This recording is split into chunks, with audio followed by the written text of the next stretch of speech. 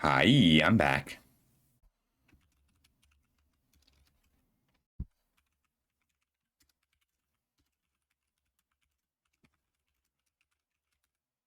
Wait, what's the new Secrets of Strixhaven? How to draft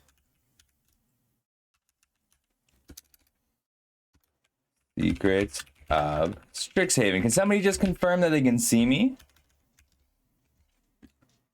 And it looks like I may have raged my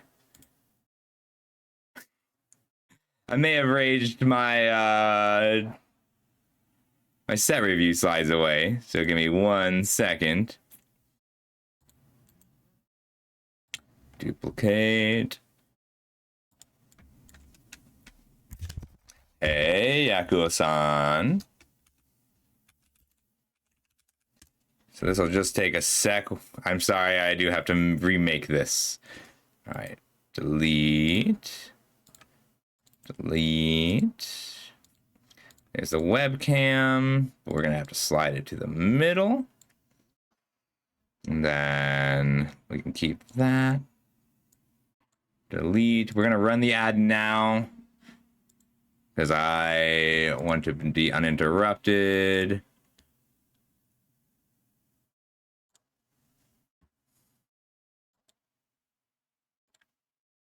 All right, you can hear me okay.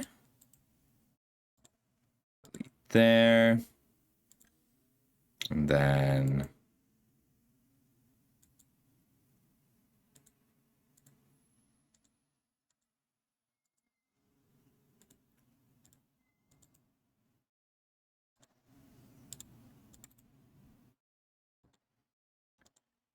chat goes here.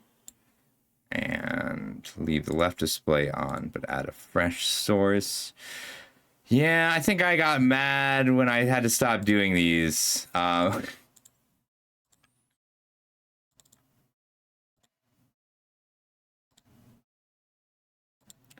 we can do it now.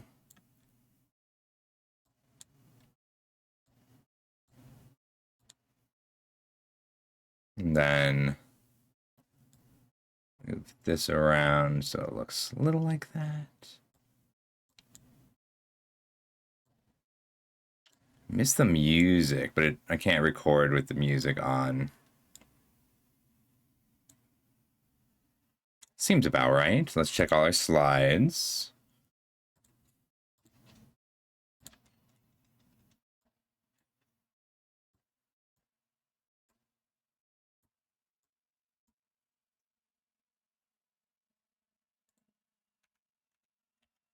A little bit higher, okay.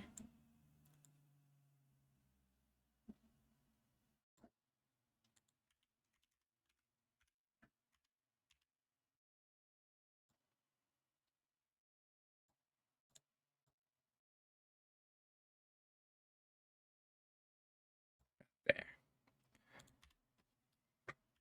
Color.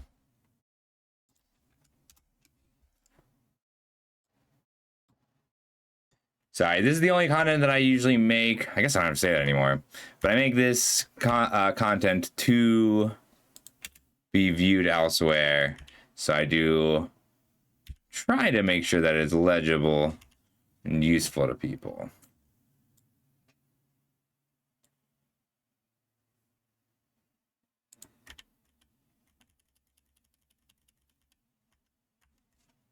That doesn't have to be perfect. That I didn't finish. Slide to the left, slide to the right. Come down exactly 1 in size. Okay.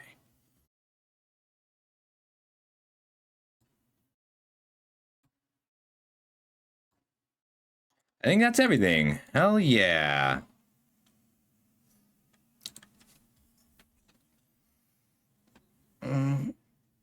I'm off center. Very slightly off center. Looks a little better. I can shrink a tiny bit. How's everyone doing today? I'm really excited for this set. All right, I should pull up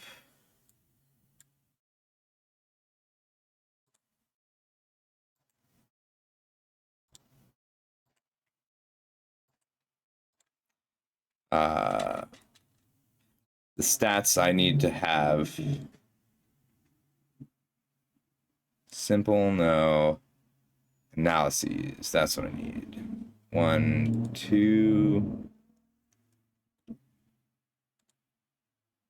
This is what I used to make all our stats. And Tailed got a really cool thing together, which I think is pretty useful.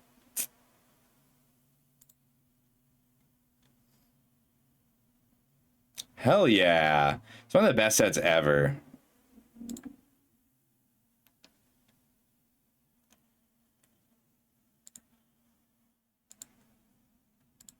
I am. I'm going to do at least one on Sunday. I'm hoping to do 2 on Sunday and more before then. So I got Tailed and my server made this for looking at. It's a downloadable thing. You can use it on your phone, and you can check things by college, which is very handy.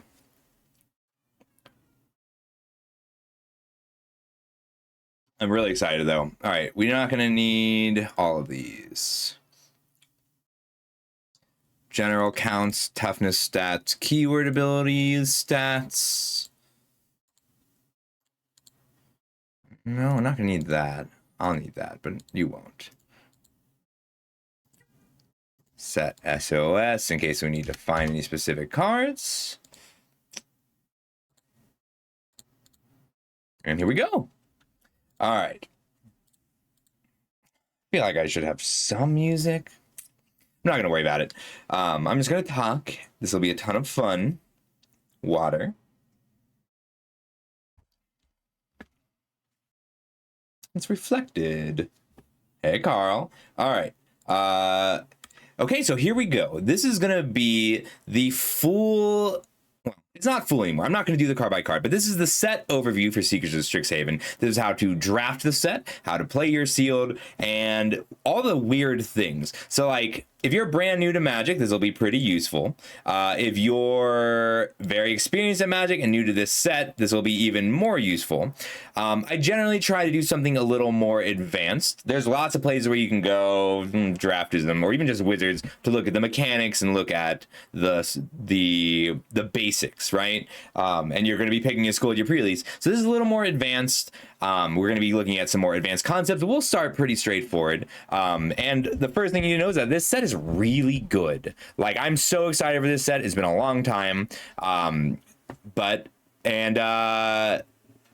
pretty excited. If you have questions or if you need anything, please don't hesitate to ask. I want to answer them. But I'm going to try to answer all of your questions between slides, just because I do make this content to go elsewhere, specifically. So here's our roadmap. First, we're going to do a general overview of the set. Then we'll cover the mechanics, like prepare and converge. We'll go over the individual schools mechanics when we go through the school. But the overarching mechanics for the set that you need to know about are prepare and converge, and then general instances of sorceries. Then we'll do all the stats, how much removal is in the set, what kills what, how much does flying matter, how much does your recursion matter. All of that is contextual. Then the bonus text on the card and why it matters, and the power and value of things in the set. Then the color, the instants and sorceries, the specific colleges, and the general pick order for types of cards in those colleges, bridging the gap, which is really important for staying flexible in how you draft this format, the value of each card to its specific school, then finally the general shape of the format. If we have time at the end, we'll talk about the more specific archetypal bridging as a concept and how to do it, the true bombs of the format, and then general seal tips. We'll definitely do the general seal tips anyway, but it's really hard for me to explain archetypal bridging without actually being in the draft. So here we go. So overview, this is my favorite card in the set so far. I haven't played with all the cards, but it's just an amazingly interesting card that showcases prepared and choices and the type of set this is. Like, this is a very aggressive card. It makes a blocker. You can give your opponent a creature when you have to get something off of the board. Really cool in general. So, as an overview, this is Strixhaven. Strixhaven is a better version of Harry Potter. It used to be not affiliated with Harry Potter, but Wizards knows its audience and knows how much we are upset with J.K. Rowling, and I think it really feels like rather than try to avoid being Harry Potter at all. They're just like, we can do a better job. We have a better world. We're less racist. We're less sexist. We're less turfy. Let's do a better job. And they nailed it. It's great. The feels really good. The Archaics are kind of the antagonists. It's awesome. I love it. It's centered around 5 color pair colleges. Prismari, Witherbloom. Prismari is blue-red. Witherbloom is green-black. Silverquill is black-white. Lorehold is red-white. And what am I missing? Quandrix is blue-green. Quandrix is Mathemagics. It's all very in-depth study of magic. Lorehold is magic history and learning spells from the past. Silverquill is quick, sharp, cutting words. Word magic's very cool. What are we missing? Witherbloom is biology, it's life magic, and Prismari is magic artistry. And originally Strixhaven was concepted as, let's make all of these color pairs do something a little different. So like red-white was control, green-black was life gain. And they still leaned into the themes because they kept the schools, but things are different. We have new deans. A lot of people died in the Phyrexian invasion. All the tokens are different, but they're still about those 5 central things. And I also think that generally practical biology, artistry, applied mathematics, being a jerk, that's Silverquill, not being a jerk, but like being ambitious and practical and telling people like they need to hear it, and like history and appreciating the past are a better set of 5 archetypes for people than smart, mean, brave, and other. So 5 color pairs, you have to stay in those color pairs. Like, they've been doing the 5 archetypes things more and more, but the other archetypes don't exist. So like in Lorwyn Eclipse, you had the 5 main archetypes, and then you had 5 off-color archetypes. In this, the 5 off-color archetypes don't exist. You have to be in those 5 color pairs. There is a 5 color reward in Converge. We'll talk more about that soon. There's a lot of instant and sorcery themes. We'll talk about that soon. That's what Prepared is extra instants and sorceries. There's not as many like win the game, end the game bombs as you would see in a normal set. It's much more value bombs, something like OTJ, things that develop a lot of value or further your game plan to a ridiculous degree, rather than just power that takes the game over alone. There's a lot of little extra mechanics at Rare and Mythic, which I think is really fun. Like, we get to see one instance of Storm, Cascade, Casualty, Affinity. It's really good. This is a very high power set. Every card in this set is good. Every card in this set that has a similar counterpart is better than its existing counterparts. And it evens out pretty well, but looking at a card and saying, wow, that's a good card, doesn't necessarily mean it's a good card in this set. It's better to evaluate all the cards in this set contextually within the set, which means that this is a tough one to go in blind. You really do want to know some of what the cards do and at least what each college is trying to do. It's also mana intensive. There's a lot you can do with your mana. You're going to be spending your mana every turn. You're not going to run out of things to do. There's a ton of mana sinks and a ton of cool ways to keep doing things. The board might stall, but it'll never stall in such a way that you're just sitting there looking at each other. All right, so our first mechanic is Prepare. Prepare is a state of being. It doesn't mean anything alone. Lots of creatures enter Prepared, and some creatures there's Prepare Landfall. Whenever a spell leaves your graveyard, prepare this creature. When Emeritus Truce enters, if your opponent has more creatures than you, it prepares. And then a prepared creature gets to cast this spell from somewhere else: Twofold Intent, Striking Palette, Deep Sight, and is a good way to have extra instants and sorceries. A lot of the time, if you have too many instants and sorceries, like if you're dependent on playing a lot of instants and sorceries, you just won't get to play enough creatures. Prepared creatures are a really elegant solution. There are 23 total common and uncommon prepared creatures, and 36 including the rares and mythics. There's also 2 other cards that care about prepared, which aren't prepared. And only 8 of them are instants. Most prepared cards are sorceries. There's 8 total instants, and 6 of those instants are at rare. There's only really 1 meaningful instant below rare, but generally speaking, you should play like they're at sorcery, and the instant ones you can kind of tell, like they feel rare. There is one prepared card, like one colored prepared card per color pair, one multicolored prepared card. So there's one blue green, one red white, one black white, and so on. And then there are 2 green prepared cards, but otherwise it's 4 per color, so it's pretty even. And green cares a little less about instant sorcery, so that works out. 8 of those cards can re-prepare. They get to do it more than once. Like, most of them prepare once and cast a spell. 8 of them will let you prepare again and again and again. Tam, for instance, is landfall here. Whenever a land you control enters, Tam becomes prepared. And then when she's prepared, she can draw a card, gain 1 life. So this is very close to landfall, pay 2 mana, draw a card, gain 1 life, but it casts a sorcery each time, and that's very relevant. There's also 2 cards that let you prepare a creature again. One is an artifact creature, one is a land, Skycoach Waypoint. Tap for a colorless, or 3 tap, target creature becomes prepared. A colorless land is a real cost in this format, but this card's still solid. You have to have the good ones. Most of the, but it happens. And it's worth noting that most of the prepared creatures don't actually produce extra value. The good ones are the ones that are good on their own. So Pigment Wrangler is a 5 mana 4/4 flyer. That's a great body. And then its prepared spell lets you copy another spell. That's great. But a lot of them are like, the creature is not worth quite a whole card, or the prepared spell is not worth quite a whole card. Quillblade Laureate, this is worth a whole card, but you have to make 2-fold intent +1/+0 and double strike worth a whole card. And that's some work. And it's really cool.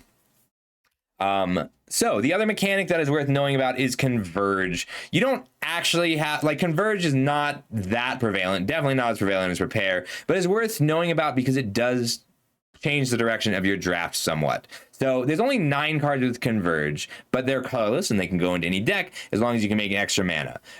So what this means is, like, this card, so there's a cycle of 5 color lands, Titan's Grave. If I'm blue-green, it's worth picking up a Titan's Grave or the blue-red land, because those cards make my Converge spells a little bit better if I happen to have them. Converge is best in green. Green-blue gets a little bit more Converge, I think, to make up for the lack of greens prepared. But like Titan's Grave, Potion, and Trove both have a little extra value when you pick up a Wild Growth Archaic or a Sundering Archaic. There's a couple red that. Both of the red of the Converge rares are creatures. They're both archaics, but they really reward just having a little bit of extra colored mana available. It is best in green. Green has a lot of ramp and a lot of additional little fixing things, but it's worth thinking about when you find a card that produces any color or a little bit of extra filtering. You don't need to Converge 5 most of the time. Converge 3 is enough on a lot of cards like this Sundering Archaic, a 6-mana 3/3 that exiles a 3-drop. Is worth it. A 6 mana make 2 3/3s is okay, but like Wild Growth Archaic is fine with 3 colors. It's a 3 mana 3/3 then, and it makes everything else 3 counters bigger. Okay, so onto the stats. Usually I do these a little later, but it's helpful to look at them now. The stats are very strange in this set. There's 107 total creatures, or effectively creatures, things that are an instant but make a token. That's the creature. There are 15 flyers, which is about normal, and 6 reach creatures. Flying is excellent in this set. As a whole, the flyers are very scary, and there's a lot of like jumps, little ways to give creatures flying for a little bit. There are 11 combat tricks, which is pretty high, but there's only 1 white combat trick. They're very spread out. Green and black have a lot more combat tricks than usual. There's 5 total sources of creature recursion, and then specifically 3 sources of non-creature recursion, picking up non-creature spells or non-creature non-land things. 5 is very high and 3 is very high. It means that the graveyard just matters more in this set than usual. There's 4 total anthems and charges. That's ways to make your team bigger. It's worth knowing Lorehold Charm is a red-white that gives all your creatures +1/+1 and trample. If you are worried about that, like, do the math on a Lorehold Charm. But there's an abnormal number of things that grow your team in green and black. Green and black go very wide this time. Usually that's not a thing. Usually that's mostly red and white that have the charges, but a lot of what the color pie normally does is reverse here. There's then also 3 sources of colorless fixing, like, this is worth noting. It helps with your splashes, and you can pick it up if you're willing to spend some picks on it. There are 6 non-basic lands. That's the 5 college campuses, and then 1 Terramorphic Expanse. There's 3 sources of green fixing, which is there's a Bear that rampant growth as its prepared spell. There's a 2-mana 2/2 put a land into your hand, which is great, and there's a tap for a mana. And then there's 3 things that make treasures, which is excellent. The stat distribution of toughness is a little bit weird on this set. There's 12 creatures with 1 toughness, 30 creatures with 2 toughness, 19 creatures with 4 toughness, 4 creatures with 5 toughness, 4 creatures with 6 toughness, and 0 creatures with 7 or more toughness. But also that's a lie, because there's a lot of fractals, X spells, that put X +1/+1 counters on things. And what you'll notice is that things have been very centralized in recent sets. 2, 3, and 4 is where most of the toughnesses are most of the time, and then it's pretty spread out. But we have a much lower number of 1 toughness creatures than usual. Usually there's a lot of them, a lot of 3/1s or 4/1s or whatever, and a much lower number of 5 toughness creatures than usual, and just large creatures in general, because those are mostly replaced by X creatures. The 1 and 2 toughness creatures include Inkling or Pests, Inklings, and the 2 toughness creatures include Red-White Spirits. Each school has a type of token that it makes best. So what this means, taken all together, is that the 3 spells in the set that deal 1 damage, and that includes -1/-1, kill 21% of creatures. That's much lower than usual. The 4 2 damage removal spells kill 51% of creatures. That's a little lower than usual. The 4 3 damage removal spells kill 77% of creatures. That's average. The 3 4 damage removal spells kill 95% of creatures. That's excellent. That's much higher than usual. The 2 5 damage removal spells kill 96% of creatures in the set, and the 2 6 damage creatures, 6 damage removal spells kill 100% of creatures in the set. Dealing 6 damage is as good as, usually better than straight up just killing a creature. So you have to evaluate, like, there's always an awkward red deal 5, deal 6 damage, and it's usually like it won't kill what you really need to kill. In this set, it does. It's pretty good. There's also 4 unconditional removal spells, just exile a creature or destroy. 5 conditional removal spells, that includes power 3 or less, power 4 or greater. There, and like weirder requirements. There's some weird requirements. There's 2 scaling removal spells. There's 1 sweeper, deal 2 to everything, plus 2 rares. There's 1 bite, 1 fight. There's 8 tempo. That's much higher than normal, and that includes the tucks, the bounces, and the stuns. And part of that is because prepared creatures, they don't want it to actually take something off the board, so it tends to stun or bounce. There are 3 counter spells. There's 0 Oblivion Ring effects, exile until this leaves the play, and 0 aura base removals. And that is coloring of the whole format. Like, keep a creature tapped forever, pacifism effects so that they can't attack or block. Those not being in the set changes a lot of how and which creatures are good. And it also means like that having 0 disenchants, 0 destroy, artifact, or enchantment is less weird than usual. And then there's 2 shatters and 2 edicts. And Carl asks, is that commons, uncommons? This is only commons and uncommons, and it doesn't include the bonus sheet. The bonus sheet is full of... The bonus sheet, I was going to do a separate page for it, but it adds such a clean boost. So the bonus sheet adds 2 unconditional removal spells, pick your poison as the disenchant, 2 conditional removal spells, 2 scaling removal spells, 1 sweeper, 1 more bite, 1 more fight, 3 more tempo, 2 more counter spells, 1 more edict.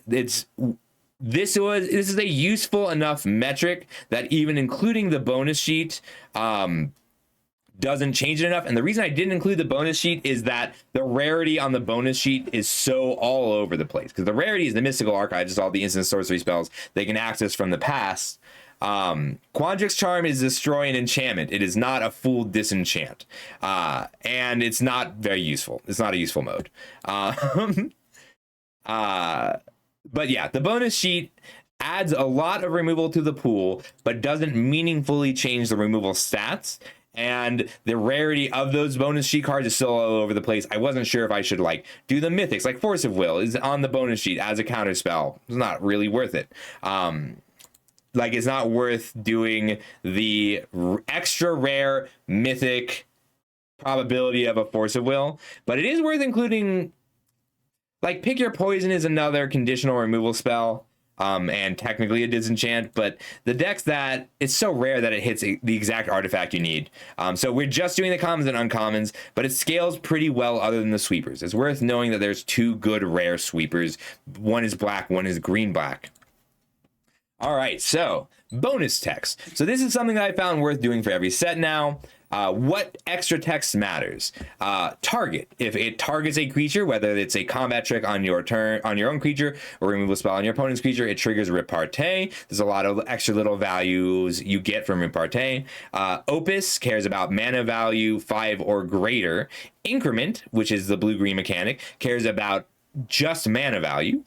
Whether something is an instant or sorcery, lots of things trigger on instant sorcery. Specifically, life gain matters. There's a 3 mana destroy target creature, gain 1 life. That does matter for the infusion mechanic on Poisoner's Apprentice. And leaves the graveyard matters. So that includes flashback, but also includes like Heated Argument is a 5 mana removal spell, deals 6 damage to a thing. You can exile a card from your graveyard. If you do, it deals 2 damage to your opponent. That bonus text matters. So if you know you're going to be a repartee deck, then the targeting matters. It's worth a little extra value. And if you know you're black-white, maybe you have a black-white dragon, some big bomb at the top of their curve, you should know that you're going to put a little extra value into the put a +1/+1 counter on target creature effect attached to some things. Power and value. This is a slightly more complicated set, but it relates to the last one. Outside of the rares, the prepared cards are generally worth half a card. They're worth 1.5 cards. So if we look at some of the prepared spells, like Pigment Wrangler is a 5 mana 4/4. That Striking Palette, you need another spell. It's a card and a half. Most of the weaker prepared cards are a card and a half. The best example is if we look at green, we've got... Let's look at some of the prepared spells really quick. So Studious First Year is a 1 mana 1/1. 1 mana 1/1 is not quite worth a whole card. And but Rampant Growth is. So together, this is a 1.5 card. And this, where are you? Landscape Painter, 2 mana 2/1 with Vibrant Idea. 5 mana, draw 2 cards. 7 mana for a 2/1, draw 2 cards. That's a card and a half. It's not a whole card.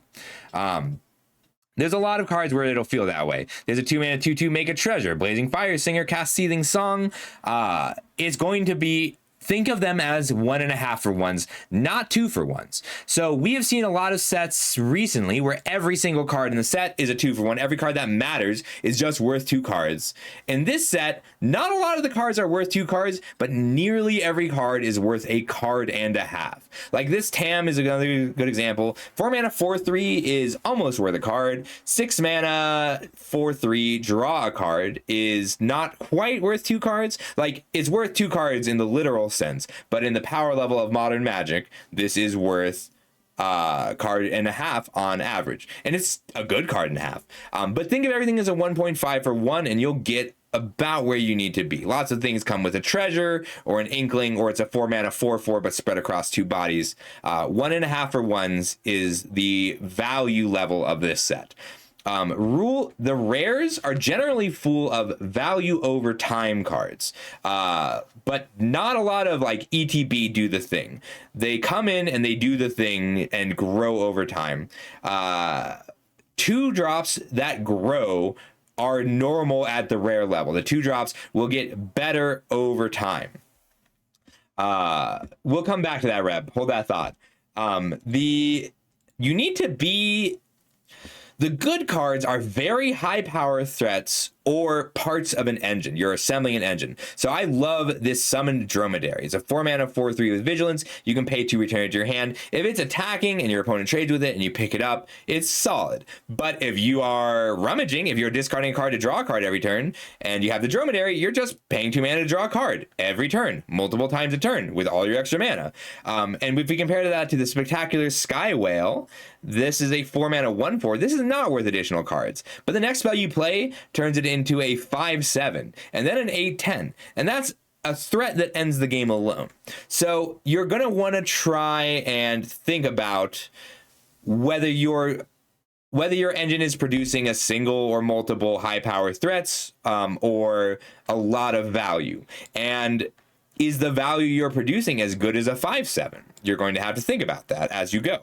Removal is medium in this set. In some sets, removal is very high priority. In some sets, removal is very low priority. Removal in this set is at a medium priority because of how many things you need to go right.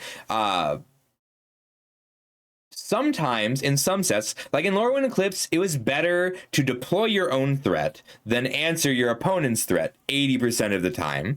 And in March of the Machine, that's not true. The fast one, in one, all be one. It was better to remove your opponent's threat than deploy your opponent's threat, than you deploy your own threat almost every time. And in this set, it's contextual. It's always contextual. You will have to have access to removal spells. And best of 3, you're going to want removal spells in the sideboard, but you'll cut some of them. Like on average, you'll want about 5 removal spells. Sometimes you'll want less, sometimes you'll want more. It depends on what your deck is doing, what your opponent's deck is doing. That's awesome. Context is cool.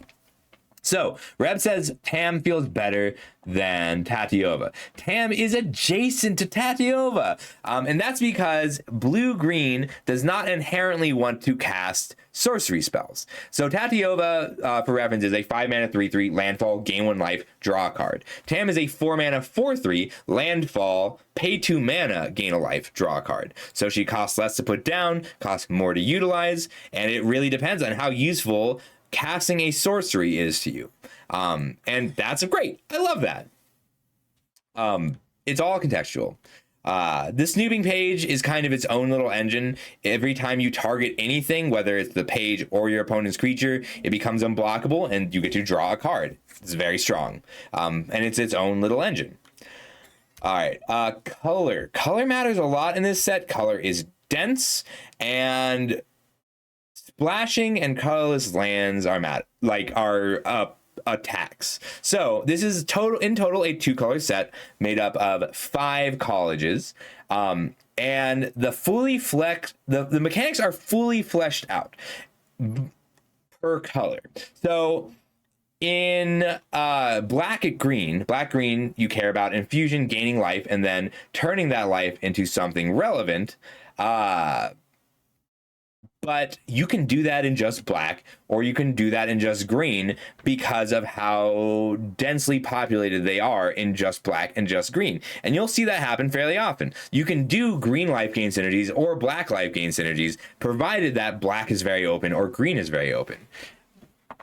You can easily splash a 3rd color, which is a 2nd college, but it's a cost. So like if I'm Lorehold red-white with Kirill history buff, and let's say I want to make a card leave the graveyard for 1 mana or with a static ability, then also pack a punch.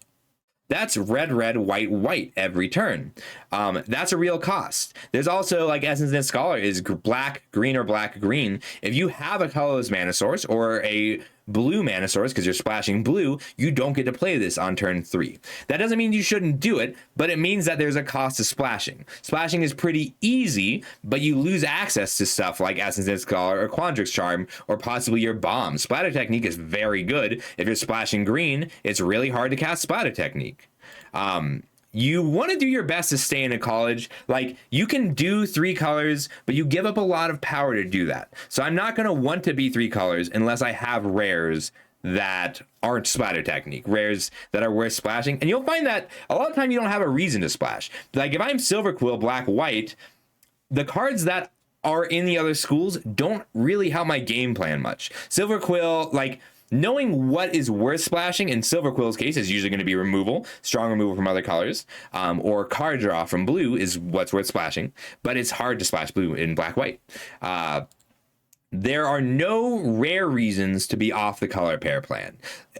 Like, we'll see, like, Bloomburrow recently was there, and Bloomburrow was a 2-color format, but you would have, like, Glarb, which was a Sultai card, or Breloom. It's not Breloom, but I always call it Breloom. It's a rabbit, and it's Naya colors. There's nothing like that. There's no card in this set that's, like, Sultai, or Teamer, or Mardu. It's always going to be in these color pairs. Blue-green, black-green, blue-red, red-white, or white-black.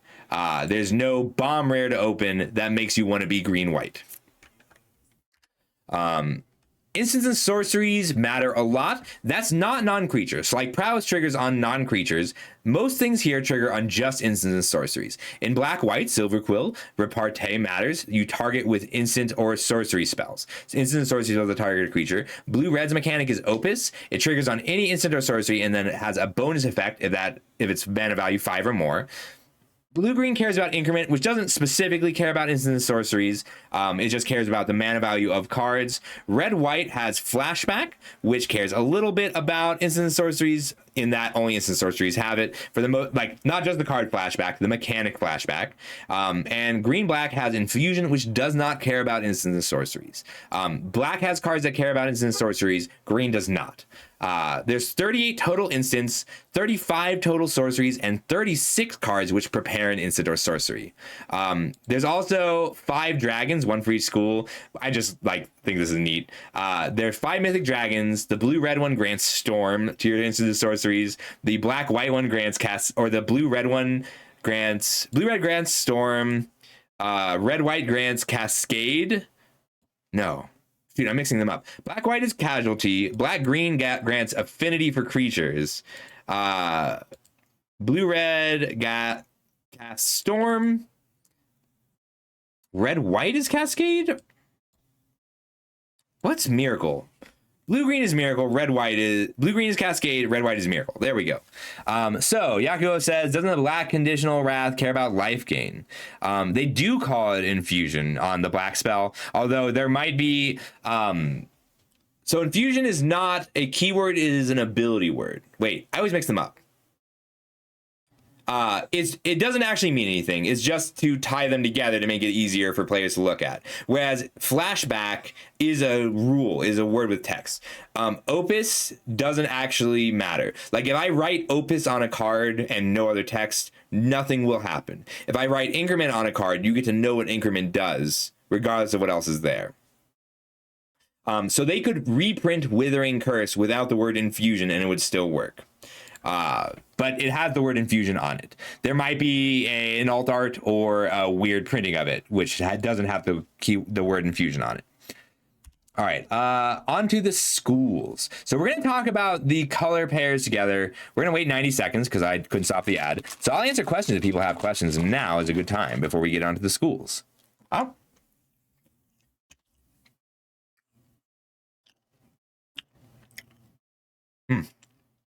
Cherry sours. Sugar is good when you have to talk a lot. If anybody has any questions, let me know. We're going to do the schools next. I'm pretty excited. There's a pretty neat... The design's just good. Great question. Lost in Thought says, why is the whale so fucking cool? And the answer is because Prismari care about artistry. This whale is somebody's final project. Like somebody's final project for their Prismari, they made the whale. One of my favorite cards about this, one of my favorite things about this set is that if you look at any of the cards in the set, you can tell exactly what school it's from just the art. This landscape painter is from Prismari because they care about the artistry in Magic. Matterbending Mage is from Quandrix. I think it's really cool. Outburst, I shouldn't spoil that. That's spoilers. There is also a support staff, which I love. Yeah, but the Prismari cards are so cool. If we ever can get to them. So Abstract Painter Mage, but they love making these they love making animals out of magic paint. It's so cool. It's a really beautiful set. I feel like it's really lacking in stuff like turtles. You don't have the art direction. Well, there's more than one whale. Like the splatter technique. Oh, I love this whale.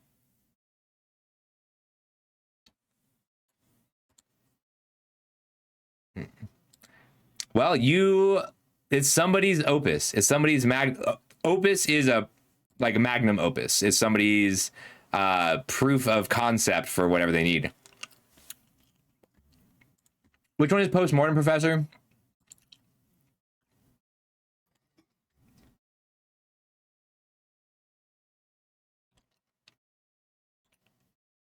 I'm gonna say worse because it's not multicolored.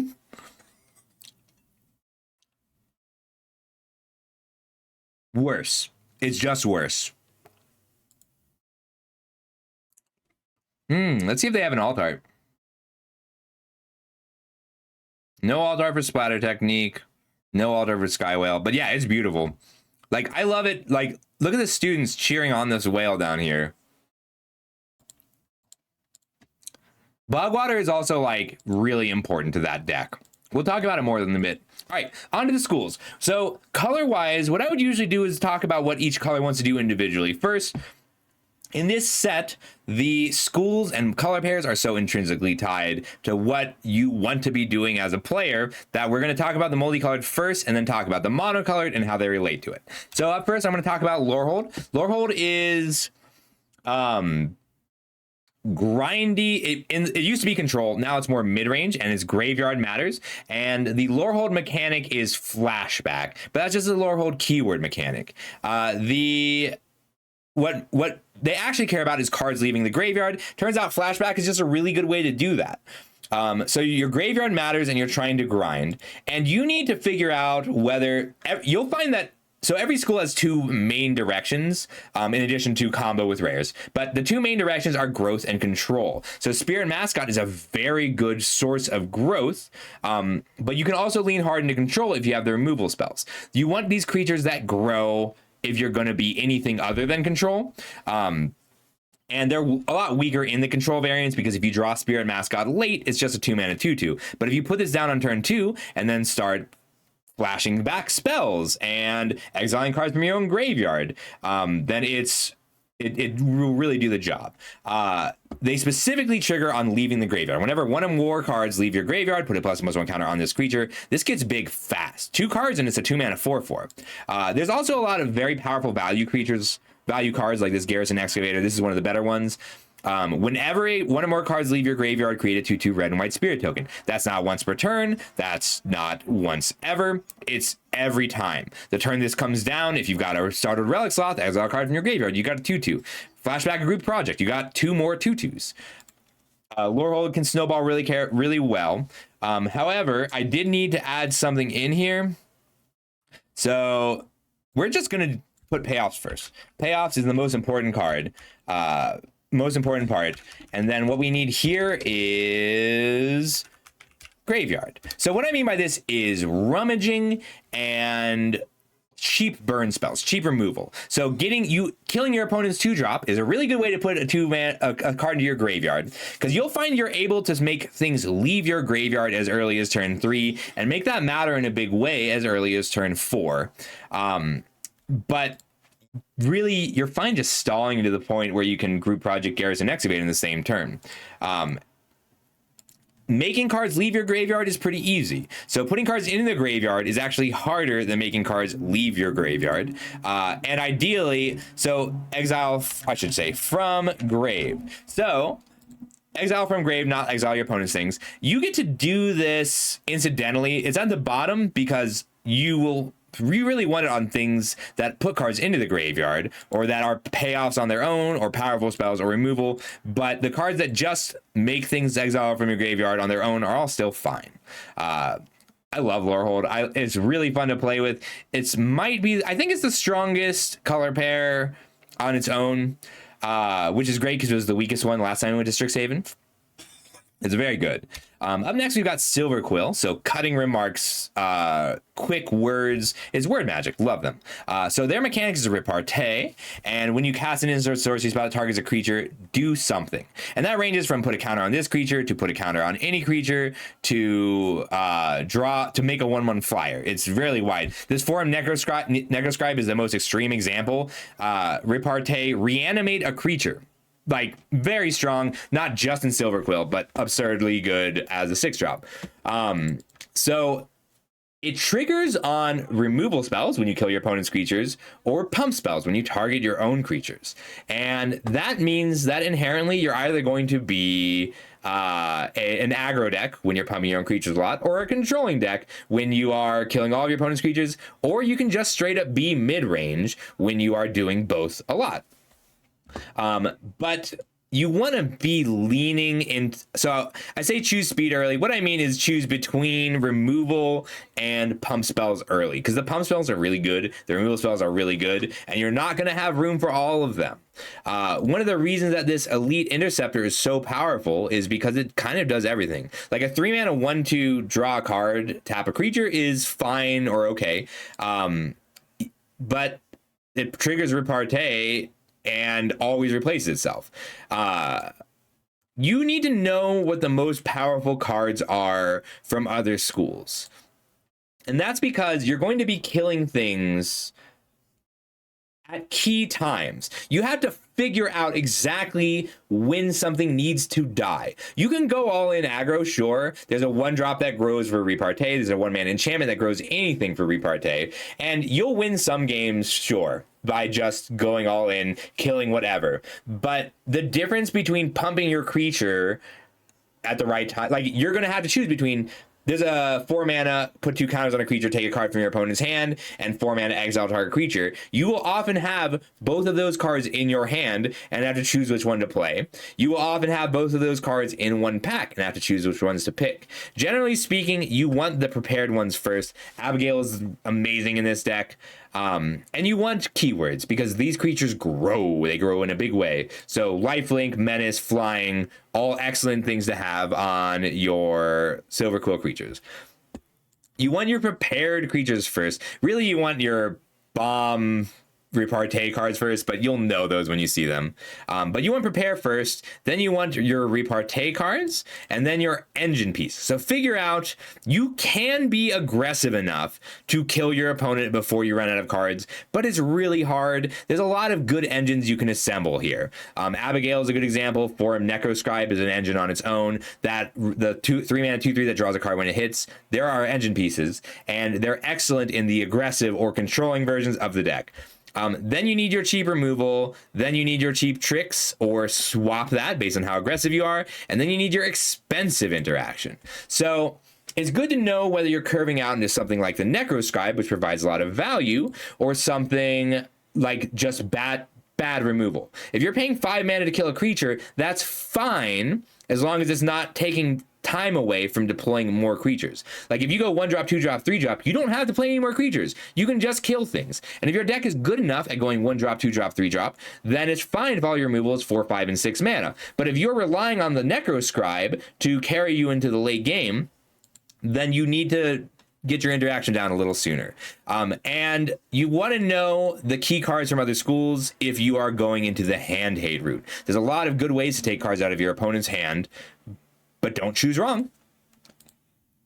Discard in general, just as a quick aside, discard is better than usual in this set because your cards all matter. All of your cards matter. Your lands late into the game matter. Even the aggressive deck want to hit land drops 5, 6 eventually. They just don't need to hit them as quickly. And when every card matters, Ravenous Rats is good. All right, Prismari, blue-red, they are full of artistry. Their mechanic is Opus. Opus says whenever you cast an instant or sorcery spell, do a thing. Then, if you spent 5 or more mana, do more of a thing. So, Muse Seeker, 2 mana, 1/2. Opus, draw a card. If 5 or more mana was spent on that spell, keep it. Otherwise, discard a card. And that's great because you're not forced all in on the 7 mana, 8 mana spells.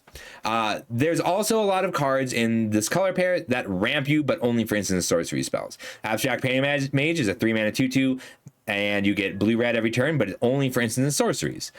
All right, so you care about spells and big spells, and then you need to figure out whether you're going to be either tempo or control. So there are cards that like have effective prowess. They get +1/+1 or +2/+2 if it's a bigger spell. There are cards that draw you cards and do a better job of drawing cards if it's a bigger spell. And those cards don't really mesh that well. I had a deck last night with 3 Muse Seekers. I had 4 Muse Seekers and 2 Soloists, Thunderdrum Soloists. And that Thunderdrum Soloist, whenever you cast a spell, you ping your opponent. If you spend 5 or more mana, you deal 3 damage instead. Muse Seeker, whenever you cast a spell, you loot. Whenever you spend 5 or more mana, you just draw a card. Those don't really mesh that well. Like, you can use the Soloist as a win con, but knowing whether you're trying to make your spells deal damage or generate value changes what your deck does.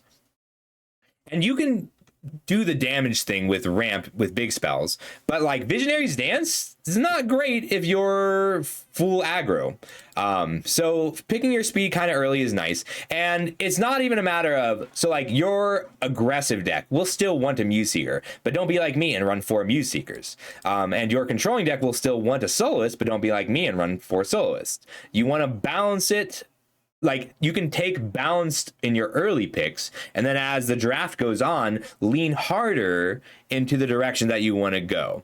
And there's a lot, you'll find that the multicolored cards do really well in both. So like the multicolored common is a 3-mana 1/4 that gets +1/+0 for any spell, and then if it's mana value 5 or more, you effectively draw a card. And that's a great bridge, and you can pick that early to when you're Prismari, and then it lets you lean in either direction. It's amazing. The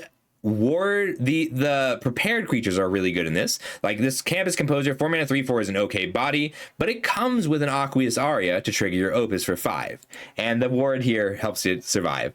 Visionary's Dance is also a good flexible card because it's 2 mana to discard it, and this puts the spell into your graveyard, which is relevant for a lot of things. So early on, stay balanced, prioritize flexibility, and as the draft goes on, lean harder into one direction. Like, in the past, these kinds of sets, if I'm Prismari and you're Prismari anywhere at the table, then it's disastrous. We're both kind of fucked that way. But in this set, if I'm aggro Prismari and you're control Prismari, we don't fight.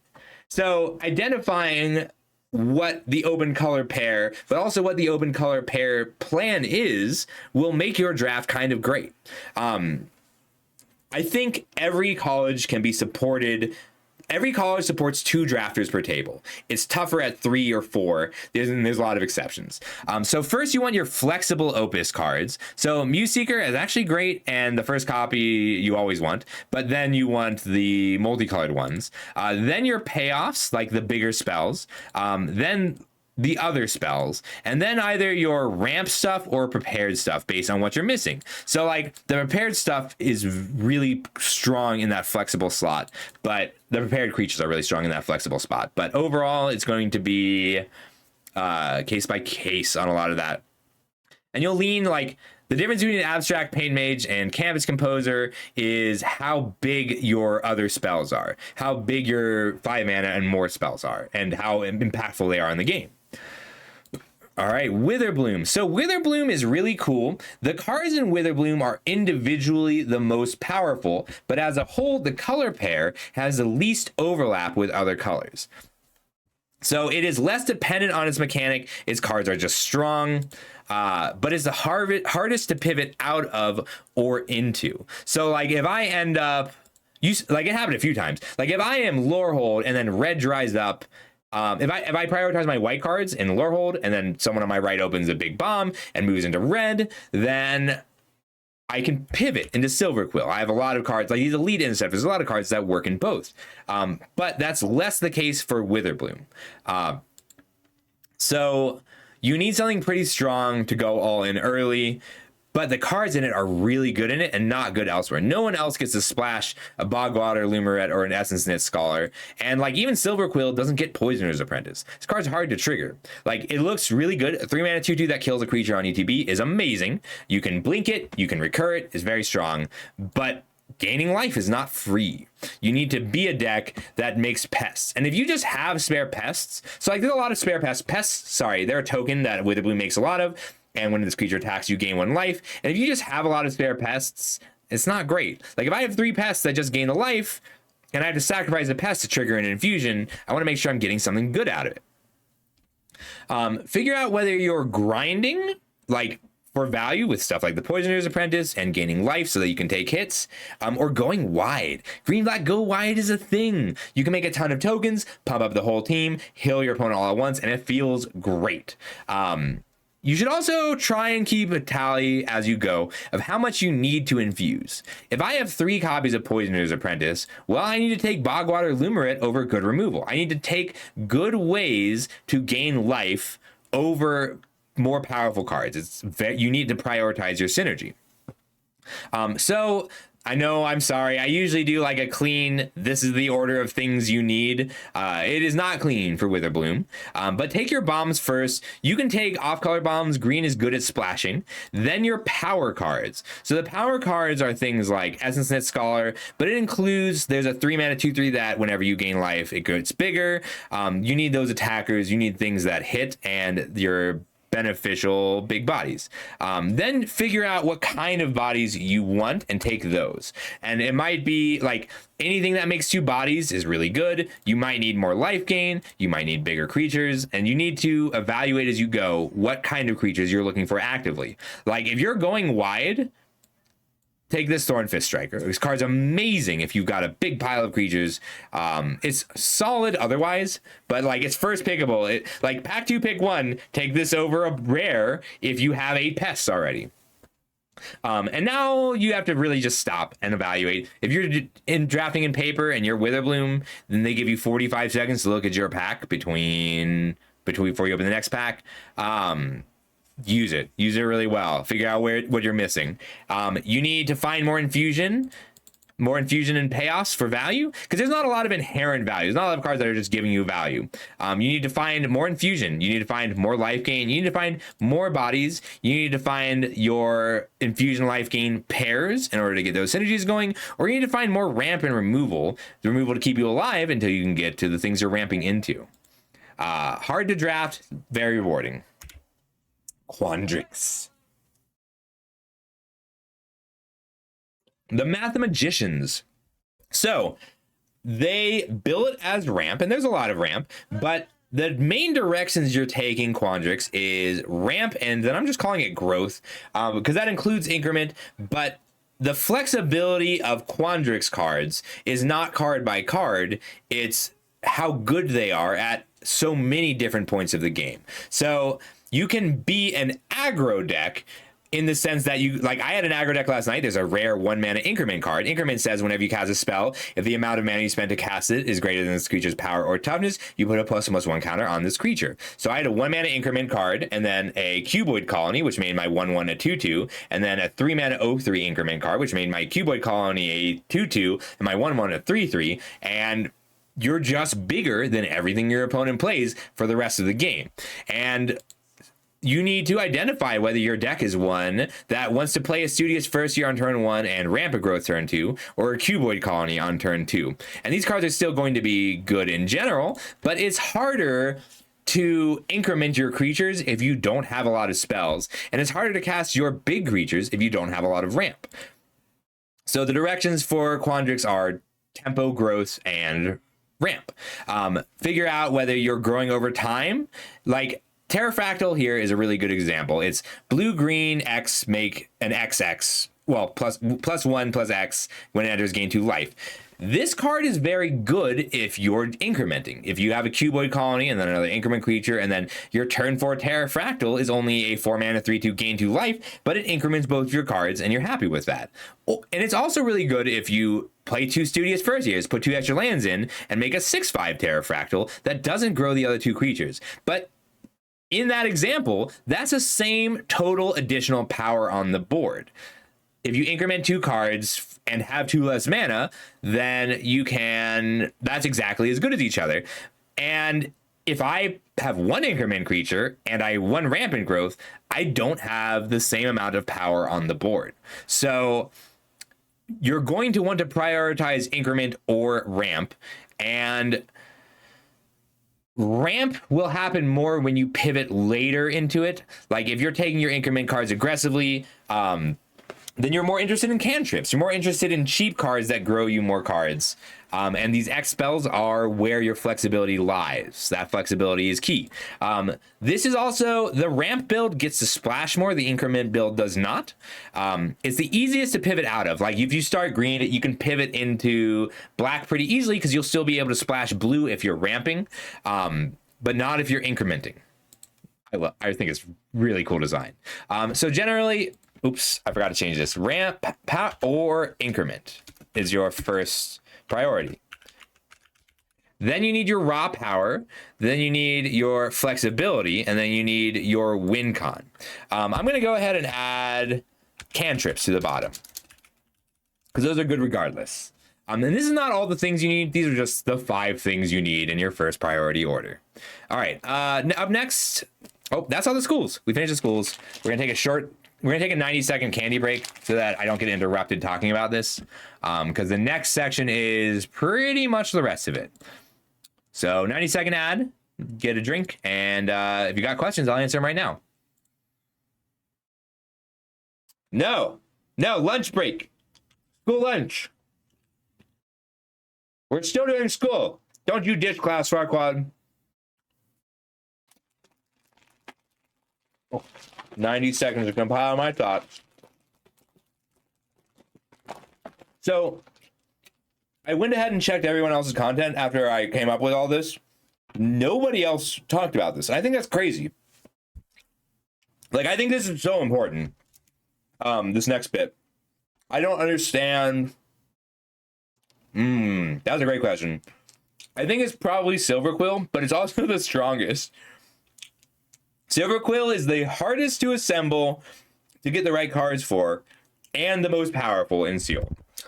So, like, an above average Silver Quill deck beats all of the other decks in sealed at their above average.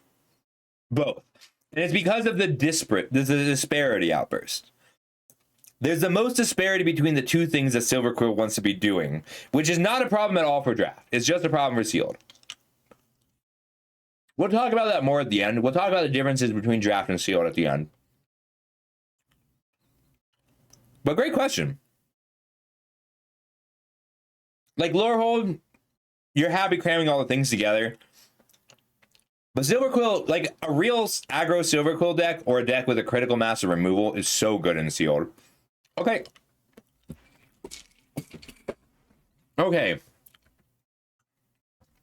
So, this next section is for draft, but will help you in sealed. We're also going to talk about all the cards, just not giving them ratings.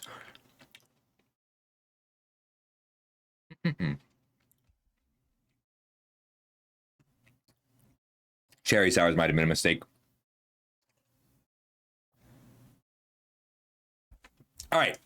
How do you stay flexible in a 2-color format? This is an eternal question. Lots of people hated Lorwyn because it was so difficult to be flexible. Lots of people didn't like Bloomburrow, even though there were 10 archetypes instead of 5.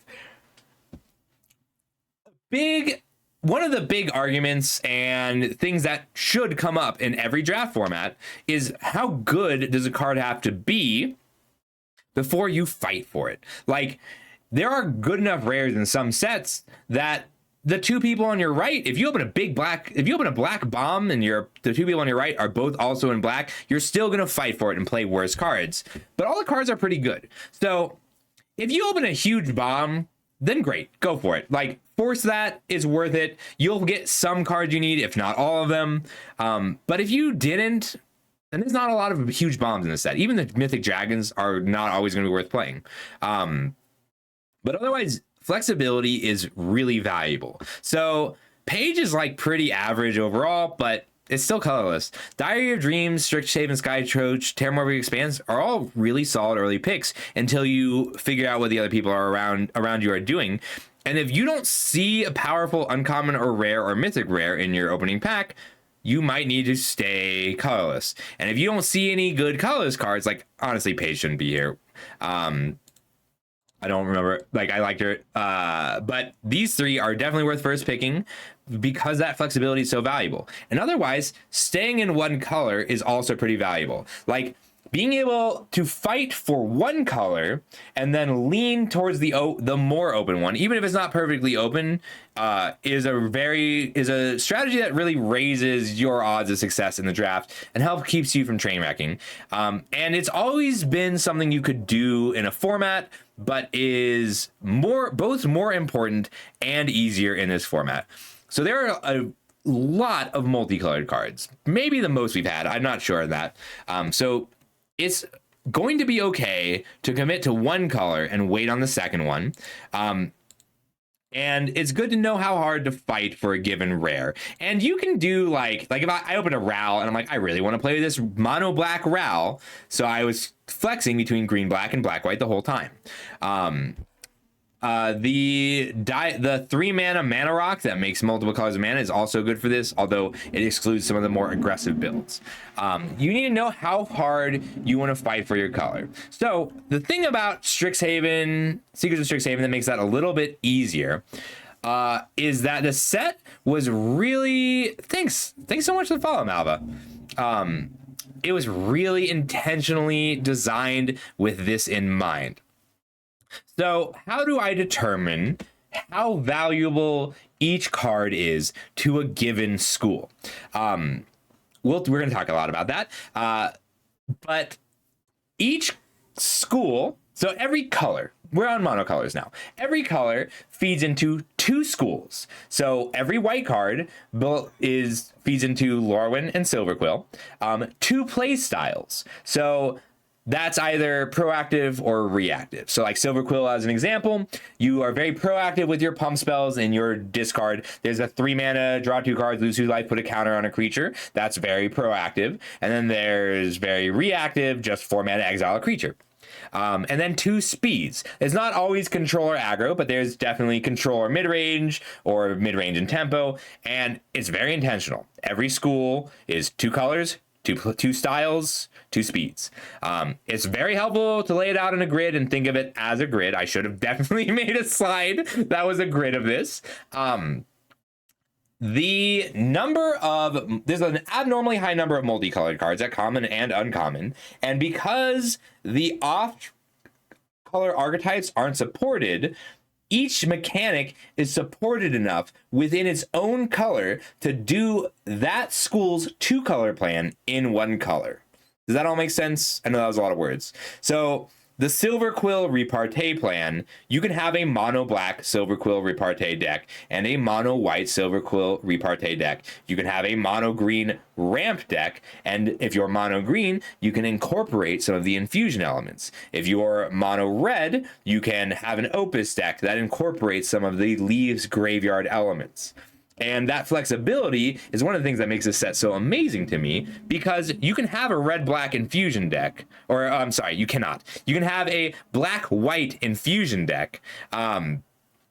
It's just tough. You have to really lean hard on black. But that also kind of lets you be a mostly black deck, splashing a bit of white and a little bit of green. And it's more of a shard. And that's very different than a lot of what the colors want you to do, but it's very feasible. This part's really important. I feel like other content creators should be talking about this. There are 24 common and uncommon cards per color. Flat. That's not very much. We usually have closer to 50, but without the multicolored cards, we have 24 common and uncommon cards per color, 8 of which belong to one guild, 8 of which belong to the other guild, and 8 of which are flexible between the two. The flexible cards are the ones you need to know. We'll talk more about why that matters, but we're going to go over all of them. Here we go. All right. We need to fix the slides up a little bit. Has anybody else been talking about that? I feel like other people should be talking about that. So here we have the 8 white cards. I need to shrink this, I guess. Little tiny bit. Little tiny bit of shrink. Shrink a tiny bit.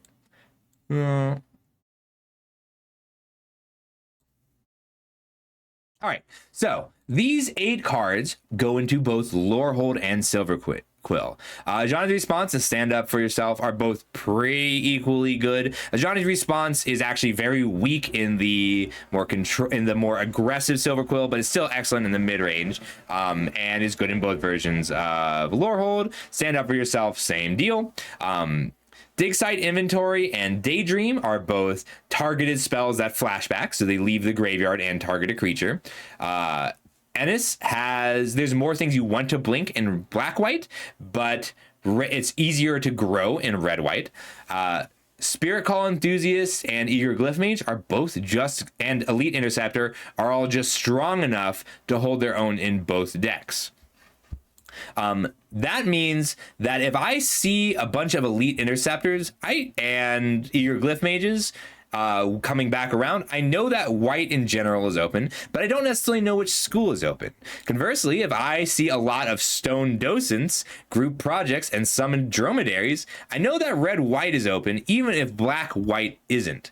But Soaring Stone Glider, Allen Historian, Ascendant Dust Speaker, Stone Docent, Primary Research, Summoned Dromedary, Harsh Annotation, and Group Project are all very good. Well, they're all good in Lorehold in red-white and much, much, much weaker in black-white. Like, Harsh Annotation as a card is pretty weak in general. Like, you don't really want to be playing it. But if you can't find enough removal spells, red is very good at dealing with a random 1/1, and red-white is much better at dealing with a 1/1 flyer. They're better at making that 1/1 body irrelevant. Primary Research is the opposite. It's good in both decks, but it's amazing in Lorehold, and it's kind of just fine in black-white. And then these 8 cards: Honorbound Page, Shattered Acolyte, Interjection Graduation Day, Quillblade Laureate, Inkshape, Demonstrator, Rapier Wit, and Rehearsed Debater are all much better in Silverquill. Acolyte is playable in Lorehold, but Lorehold has much better 2-drops that I would rather be playing, and Lifelink is a more valuable mechanic in black-white. Black Pliff, thanks so much for the follow. I really appreciate that. I say this having recently been decimated by Rosemary T's Graduation Day red-white deck, but she was playing a lot of Silverquill cards. Like, Rapier Wit is not the best in this deck, but it is not playable in red-white, and it's really good in black-white. In black, these 8 cards are great in Silverquill and Witherbloom. So Adventurous Eater, like, have a bite, targets and gains life. That's good for Infusion and Repartee. Wander Off and Foolish Fate are just great removal spells. Foolish Fate is a little bit better when you can trigger Infusion, but otherwise it's just fine. Dissection Practice is Repartee, gain a life. Last Gasp and Wander Off are just good removal spells. And I know Forum Neoscribe has Repartee on it, and Send in the Pest makes a pest, but you want to do both of those things. Like, Hand Hate is very relevant in Silverquill, and Recursion is very relevant in Witherbloom. And in Witherbloom, you're going to be able to you will be able to trigger Repartee, just not as much, because removal spells trigger Repartee. Hey Zuzu, how's it going? We're going over the individual cards. So, because we just had a few people arrive, the set has 24 cards per color, 8 of which go into one school, 8 of which go into the other school, and 8 of which are flexible for both. Thank you. That's the goal, Black. These 8 cards are much better in Silverquill than in Witherbloom. Eternal Student is pretty good in Witherbloom, but it's better in Silverquill because having 3 bodies on a card is like, the evasive bodies are much better, and Witherbloom is much better at getting the bodies. But Cost of Brilliance and Scathing Shadelock are both really very powerful in Silverquill, and Witherbloom doesn't really get to run this kind of 5-drop. Like, you can play it, it'll do fine, but you're more interested in things that benefit or feed into Infusion. Lecturing Scorn Mage, Masterful Flourish, Melancholic Poet, Sneering Shade Rider, Olna Alley Shopkeep are all better in Silverquill. And you'll find that Silverquill wants these keywords. They don't care. Silverquill doesn't care as much about the size of the bodies it plays because it's so good at making them grow. Green-Black Witherbloom really does. And these 8 cards are much better in Witherbloom than Silverquill. Like, I kept having Silverquill players play End of the Hunt on me, and you're not short on removal. You will get enough removal spells. So you want to try and find the removal spells that fit what your game plan is, and you don't really want a removal spell that doesn't target a creature. It doesn't trigger Repartee. Arcane Omens is kind of weak. Like, I'll usually splash this in green-black, but I'm pretty or in blue-green, I'll splash a black for Arcane Omens, but you're more likely to have access to your good colors. Cheerful Osteomancer, you're going to have more. Which creature you have in play as a Silverquill player doesn't matter so much. Which creature you have in play as a Witherbloom player matters a lot. Leech Collector is a great 2-drop, pushes damage. Pull from the Grave, you might run 1 copy, but you have a limited amount in Silverquill. You have a very limited amount of slots that for things that aren't creatures. Silverquill, every card that isn't a creature and doesn't trigger Repartee is a liability. But Witherbloom is very happy to just pick up 2 creatures and gain 2 life on a spell. Rabbit Attack is also, I just like this card. I think it might be good in both, but I have not been able to get it to work in Silver Quill, and letting 3 pests die is great. This is a very good Anthem. All right, in green, this cannot target your opponent's creatures. I did try to deck somebody with 2 rabbit attacks, but it only targets creatures you control. All right, in green, these cards are all good in both. Like environmental scientists and additive evolution were both designed for Quandrix, but they're just amazing cards. They're very strong, and they're both strong enough on their own. The environmental scientist is a little bit awkward in Witherbloom because you want your 2-drop to aid your game plan, but 2 mana 2/2 get a land is just so powerful. Pestbrood Sloth is also very good in Quandrix, even though it's a Witherbloom card. 4 mana 4/4 reach is a good body. Flying is important. You have to be able to deal with it, especially on your reach deck, and a little life gain matters. Controlling Tackle is actually kind of bad in both decks, but it's a removal spell. Barrage Barrage is a good removal spell in both decks. Newt, Emil, and Infirmary Healer are great in all of them. Infirmary Healer is the most obvious one. It's a 2 mana 2/3 that has an X spell that gains life. These cards are much better in Witherbloom. Witherbloom's interested in gaining life, going wide. You don't really want to play Oracle's Restoration in either deck, but it does gain life. It's not at all playable in Quandrix. It is a reasonable way to pump a creature in Witherbloom. Like, it's not the worst card, but you'll have better things to do. It is sweet. I like it. Thornfist Strike, Illumerate's favor. You're good at triggering Infusion. Fall Illumerates has been really good when you can trigger Infusion, and really terrible when you can't. Like, get 2 of your top 4 is great card advantage, but it's not very good if you don't have a way to gain life. Biomancer really impressed me. I had this actually much lower rated in my head, but after playing it in early access, 4/4 is just a very relevant body type. It's really hard to block, and same with Shopkeeper's Bane. So a couple weird quirks of the set. There are much fewer on rate creatures than usual. So like a 3 mana 4/2 that gains life with trample is very relevant. There's not a lot of trample in the set. In fact, actually, creature keyword color. Trample has only 3 green creatures with trample and 2 red creatures with trample. That's pretty low. 5 at common total, 3 at uncommon. So we got 8 tramplers total. That's not very many. The efflorescence also is solid. Like, you have to trigger Infusion. It's garbage if you don't, but 2 counters, indestructible, solves enough things. And if you can, there's a lot of good ways to grow the Bane. If you have like an additive evolution, the Bane is very good. And the trample matters, and it's a pest. This card is like not very good, but if you have anything with Infusion, draw a card, or Infusion, kill a creature, it does enable pest attacks that you wouldn't have otherwise. All right, and then these cards are much better in Quandrix than in Witherbloom.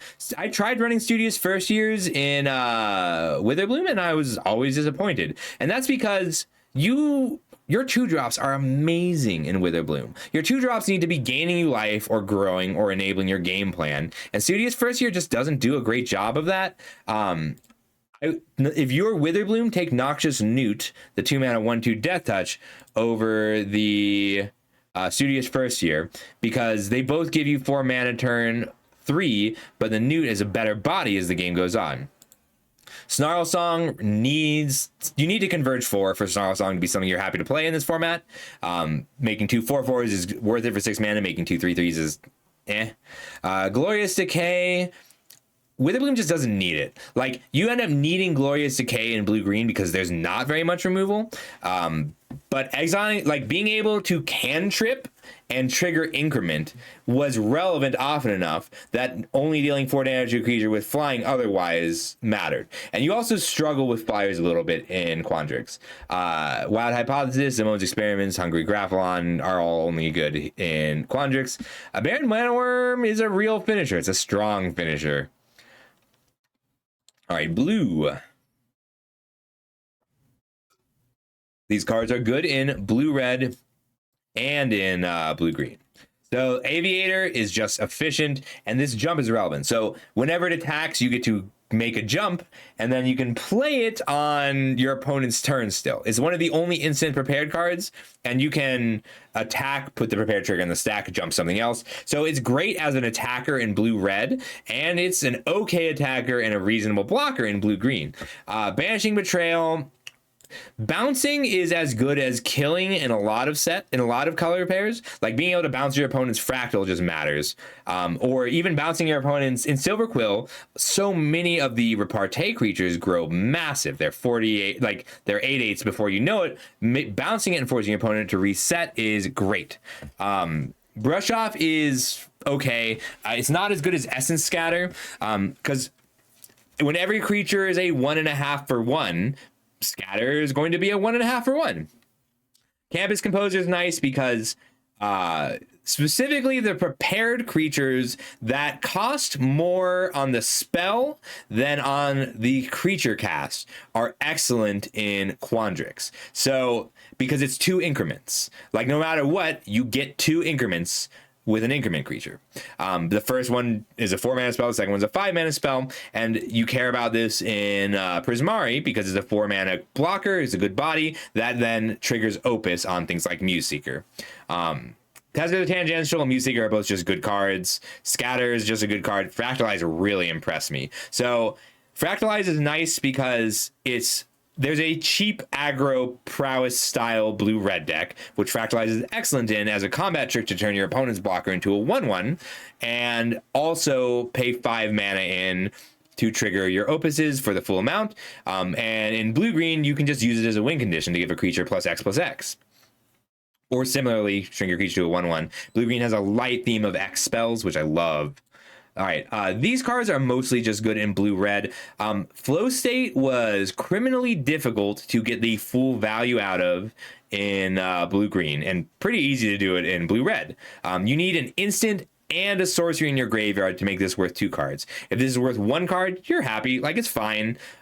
You'd rather it be worth 2 cards as often as possible, but it's way easier to do in blue-red. Fractal Anomaly says Fractal on it, which means that it feels like a blue-green card, but it's like I had a game last night where I had 2 Museekers in play. I cast 3 spells and made a 7/7 for 1 mana, because if you have a Museeker, you get to draw the card before this resolves. Spellbook Seeker is fine in blue-red, and you need some flyers, but ultimately it was one of the weaker cards. Chase Inspiration is really good because there's some scary removal that does more than just that, and it makes it hard to win combats, but when you are triggering growth like on your Deluge Virtuoso, Chase Inspiration is still good. Hydro Channeler I want to talk about because in blue-green has a ramp deck available. It has a ramp aspect that you can work with, and you mostly will be ramping into spells,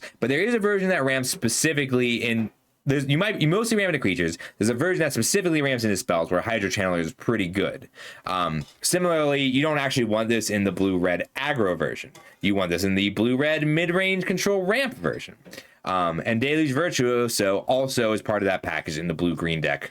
But this card's just all around good in blue-red, whereas it's only good in some builds of blue-green. In blue-green, Matterbending Mage is strong enough that you probably want it for all the decks, but it is really good in Quandrix because it's unblockable in Quandrix. Because if you have a 3-mana 2/2, whenever you cast a spell with X and its cost, it can't be blocked this turn, and then a big Procrastinate, you get in for 2, but if you have a big Fractalize, you get in for 10. It's really good, yeah. Divergent Equation, don't try to play this in blue-red, and don't play this in the normal version of your Quandrix deck. You only play this when you care about X spells or when you're ramping really hard, which is doable. You can ramp really hard. Orisa, I could not get this. Like, a 5-mana 2/2 draw 2 is still reasonable in a blue-red deck, but it's going to be a 2-mana 2/2 draw 2 cards in blue-green. Landscape Painter, similarly, was always disappointing in blue-red. Like, the blue-red decks just have better 2-drops, better things that grow, especially in red, which we'll talk about. But in blue-green, I was pretty happy with it because it's 2 increments. You get to play a 2-1 that increments, and then it increments again. And you're more likely to have 5 available mana. Textbook Tabulator also is really good. It's only in the blue increment build. It's no good at all in the ramp build. But this thing gets to be a 3/6 often the turn after you play it. This is one of the few things that increments from the 1-mana spells, because it's a 0/3. So your first spell makes it a 1/4, and then you can go 1-drop, 2-drop, and now it's a 2/5 that attacks. Run Behind is better in it's good in both decks, but it's better in blue-green because blue-red is more likely to want to be the attacker, and the red removal is excellent, so you don't need it as much in blue-red. The green removal is pretty weak, so you tend to need it in blue-green. And Homesickness felt like it should be pretty good in blue-red, but it just never came together. Like, stunning 2 creatures is a strong tempo play, but you're trying to use this as a finisher, and that's much stronger in blue-green. All right, and then finally red. So Artistic Process, Heated Argument, Rearing Embermage, Archaic's Agony. This one is equally bad in both, but these are all equally good in both decks. Heated Argument is slightly better in red-white. Dual Tactics is slightly better in red-blue, but they're all good in both, or terrible in both. Archaic's Agony was very disappointing. I wouldn't run it. I had 5 colors. I put 5 mana into it, and I was still not happy with it. Occasionally, it was 5 mana, deal 4 damage to a creature, and draw a card. But usually, it was 5 mana with a lot of hoops to deal 5 damage to something. Like, you could, in theory, hit a 1/1 with this and draw 4, but there's no 1/1s. Uniquely in this set, there's like the 1/1s are creatures. You're not going to kill. You feel bad when you kill a creature with this. There's no like 3/1s or 4/1s really. Oh, I forgot to mention when we were doing white, this Dromedary, this card, Summon Dromedary, this effect is better than it's ever been. Blood from Zion, thanks so much for the follow. Really appreciate that. So this is a 4 mana 4/3. You can pay 2 mana to pick it up, and it's better than it's ever been for 4 reasons. Number 1, there's a lot of good rummaging and looting in Lorehold specifically. Let's say make it 5 because the other one is leaving the graveyard as a trigger matters. But leaving the graveyard as a trigger matters. There's a lot more rummaging and looting than usual, including your opponent's discard spells. There's only one 3/1 in this set. We usually have a red 3/1, a green 3/1, a black 2/1 with Death Touch. There's only one 3/1 in the set, and it's the Stone Docent. There's no good value way to trade with this, because in past sets, your 4/3s felt bad because your opponent has just played a Lysolana Emissary, 3/1 Surveil 1. You don't, like, they're happy to Surveil 2, kill your thing, because you have to pay 2 mana to pick it up. Number 3, there's no auras in this set. There's no auras. There's no pacifism. There's no blossom bind. There's no charmed sleep. There's no enchanted creature loses all abilities and becomes an 0/2. There's no enchanted creature loses all abilities and becomes a 1/1. There's no enchanted creature that's untapped. There's no enchanted creature can't attack or block. There's 1 exile in black. There's no red, deal 3 damage to a creature if that creature would die this turn, exiled and stuff. There's no Oblivion Ring. There's no auras. 0. There are 0 auras in this set. There's no rings in this set. This card is better. This effect is better than it has ever been. And it's already reasonable as a way to grind. Yes. So you saw me trophy last night in early access. First, second, and third picking a Dromedary. It's really good card. And we've been, look, I get it. You've been burned before. You've first picked a 3/3 that you can pay a black mana whenever you cast a non-creature spell and return it to your hand, and it's been awful. But this one blocks. This one attacks and blocks in the same turn because it has Vigilance, and Vigilance is very relevant in this set. All right, I'm sorry. Back to red. So Lorehold. So these 8 cards are good in Lorehold and in Prismari. Unstable Monk, as we said earlier, These 6 damage removal spells do kill 100% of the creatures in the set. Every creature in the set, other than 9 mana fractals, dies to a heated argument and an artistic process, making these both solid removal spells for different reasons. This is obviously slightly better in Lorehold, but the red decks are fast enough that 2 damage matters. Unsubtle Mockery is just a good removal spell, and Dual Tactics is solid because that's flashback and is 2 spells. There's not a lot of ways to cast 2 spells off 1 card for 3 mana, and red really wants that. Tablet of Discovery is kind of weak in both, because Prismari doesn't really get to use the mill that much, but they get to use the 2 mana, and Lorehold gets to use the mill a lot, but doesn't get to use the 2 mana that much. Archaic's Agony is bad everywhere. Rearing Embermare is never the card you want, but it's often the card you will need, and it won't feel awful to have. Like, we'll talk about that more in a minute. Pigment Wrangler is good in both decks. A 5 mana 4/4 that dupes a, like a 5 mana 4/4 flying is very close to good enough, and the fact that it dupes a spell, even like you'll die to 1 spell dupe. All right, so in Prismari, you want these 8 cards. Impractical Joke is good in both, but it's better in Prismari because you value those cheaper spells more. Ancestral Anger, you don't really want to exile this from your graveyard in Lorehold. So this is mostly just a Prismari card. Soloist, you don't cast quite enough spells without the cheap cantrips from Blue and Ancestral Anger. Fire Singer, I really tried in Lorehold, but just coincidentally, the Seething Song is close to useless in Lorehold. And that's because if we look at our 6 drops, oh, hey, there's no 6 drops here.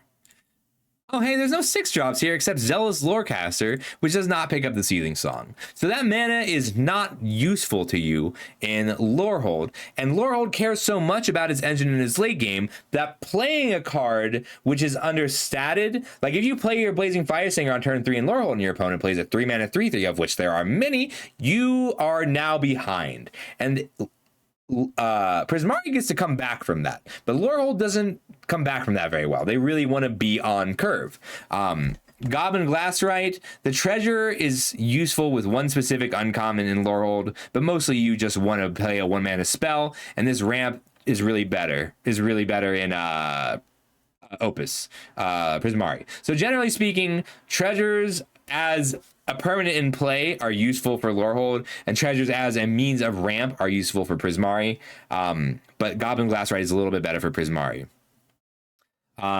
Expressive Fire Dancer is fine in both, much better in Prismari. Strife Scholar, I know it looks like it should be better in Lorehold, but it's the same problem as Blazing Fire Singer. You just don't want to start behind in Lorehold, and the Ward to Life matters a lot less against Lorehold. Against Lorehold, you can just fire off, pay the 2 life before they get to Awaken the Ages, and against Prismari, that 2 life can really punish you. Tackle Artist is a good finisher in both decks, but it's a much better finisher. You don't need it as a finisher in Lorehold. Lorehold has plenty of finishers, including just value. Impractical Joke we really do want in both decks, but I will take a white removal spell over some of the Impractical Jokes, and clearing those blockers matters a little less for red-white. You just have more options. Blood, that is a great question. I like Lorehold more. The rares in Prismari are really cool. So I'm only, because of the nature of what we're doing right now, I'm only answering questions between slides. Sorry about that. And then these cards are good in Lorehold, much better in Lorehold by a lot. So in general, you'll find looting and rummaging to be incredibly valuable in Lorehold. Because if we look back at our priority pick orders for Lorehold, you need your payoffs, power spells, graveyard, removal, exile from grave. The graveyard is, I'll put a note in here for people who want to check the slides later because I'm not doing an article this time. Rummaging is a great way to put cards in your graveyard. So Rebel Rouser here was a huge overperformer, but Seize the Spoils is still pretty good. And Strife Knight. These 3 cards are all excellent ways to put cards in your graveyard for Prismari because you need cards to leave your graveyard. And you have to put them there in the first place. There's also a red-white common 2 mana, discard a card, gain 2 life, draw 2 cards with flashback. That's another really good one for Prismari. I think Garrison Excavator is Either Garrison Excavator or Primary Research, as intended, are the best Prismari cards. It just fires so fast. All monocolored decks are good here, Jefferson. It's just tough to make happen. Micah's good and worth putting some work into. If you have Micah Reader of Ruins, then these Goblin Glassrites get a lot better for you. Tome Blast is not really playable in blue-red because you almost always want to be deploying your threats early, and this stops killing things late. But it's very good in red-white. I was happy with it. The flashback matters. Being able to shoot your opponent matters. You'll have to play it sometimes, but it's fine. Living History enables a lot of attacks you wouldn't have otherwise in red-white, and Lorecaster's only any good in the red-white. Still kind of average on its own, but it's a nice big thing to curve out into. So the last slide we have is the shape of the format, but we had a lot of people join us. So we're going to go ahead and do a very quick summary of everything we talked about, then the shape of the format, and then we'll talk about the differences between draft and sealed, and then we're all done. Because I need a drink of water. One sec. So here's our roadmap. This is my favorite card. I love this thing. We did all the mechanics. If you want to do the more in-depth thing, feel free to come back and watch.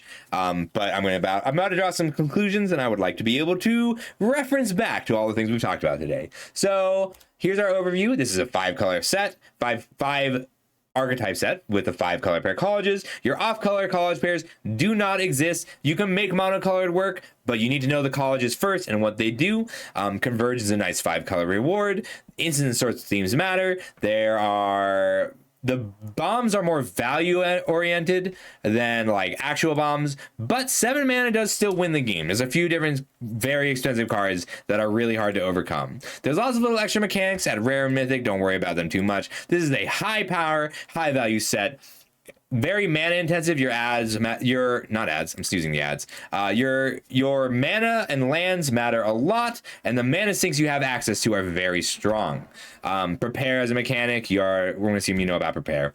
Converge only matters in that it affects your pick order. Like, it's worth picking up a Titan's Grave or a Potioner's Trove a little early because you might end up with a Wild Growth Archaic, or if you're green, you might be playing Snarl Song, and access to these extra little colors matter a lot.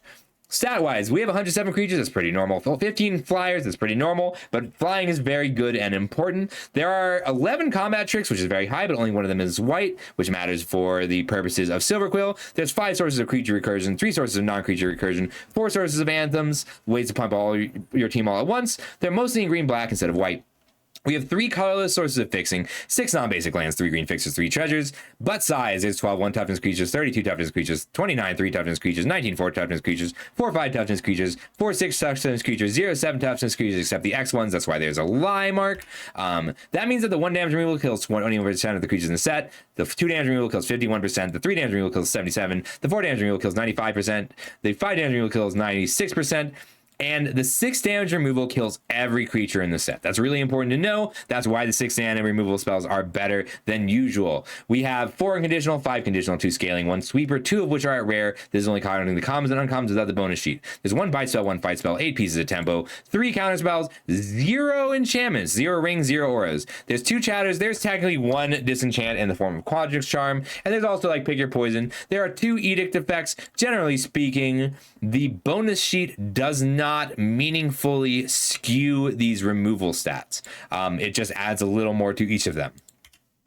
There's bonus text on all the cards. Targeting something matters. Mana value matters. Mana value matters in general for increment. Mana value of instant sorceries matters at 5 or more for blue-red. There's an instant or sorcery lean, so those matter. Mana value X, life gain, and leaving the graveyard all matter. That's bonus text. There's a lot of power and value, and you need to make sure that you are leaning hard into value in terms of an engine or power in terms of a finisher. We all love the Sky Whale art. Color matters. So this is a 2-color set. What that means traditionally is you have to be the 2 colors, but all of the mechanics are so well supported in every color that you can do life gain in mono green or life gain in mono black and have a few extra repartee triggers. You can do opus in mono blue or opus in mono red and have a few extra little sources of card draw.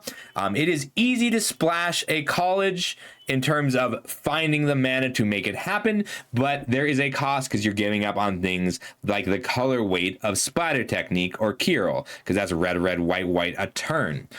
You have to stay in your college once you lock it in, which means you kind of want to delay committing to your college as long as you can.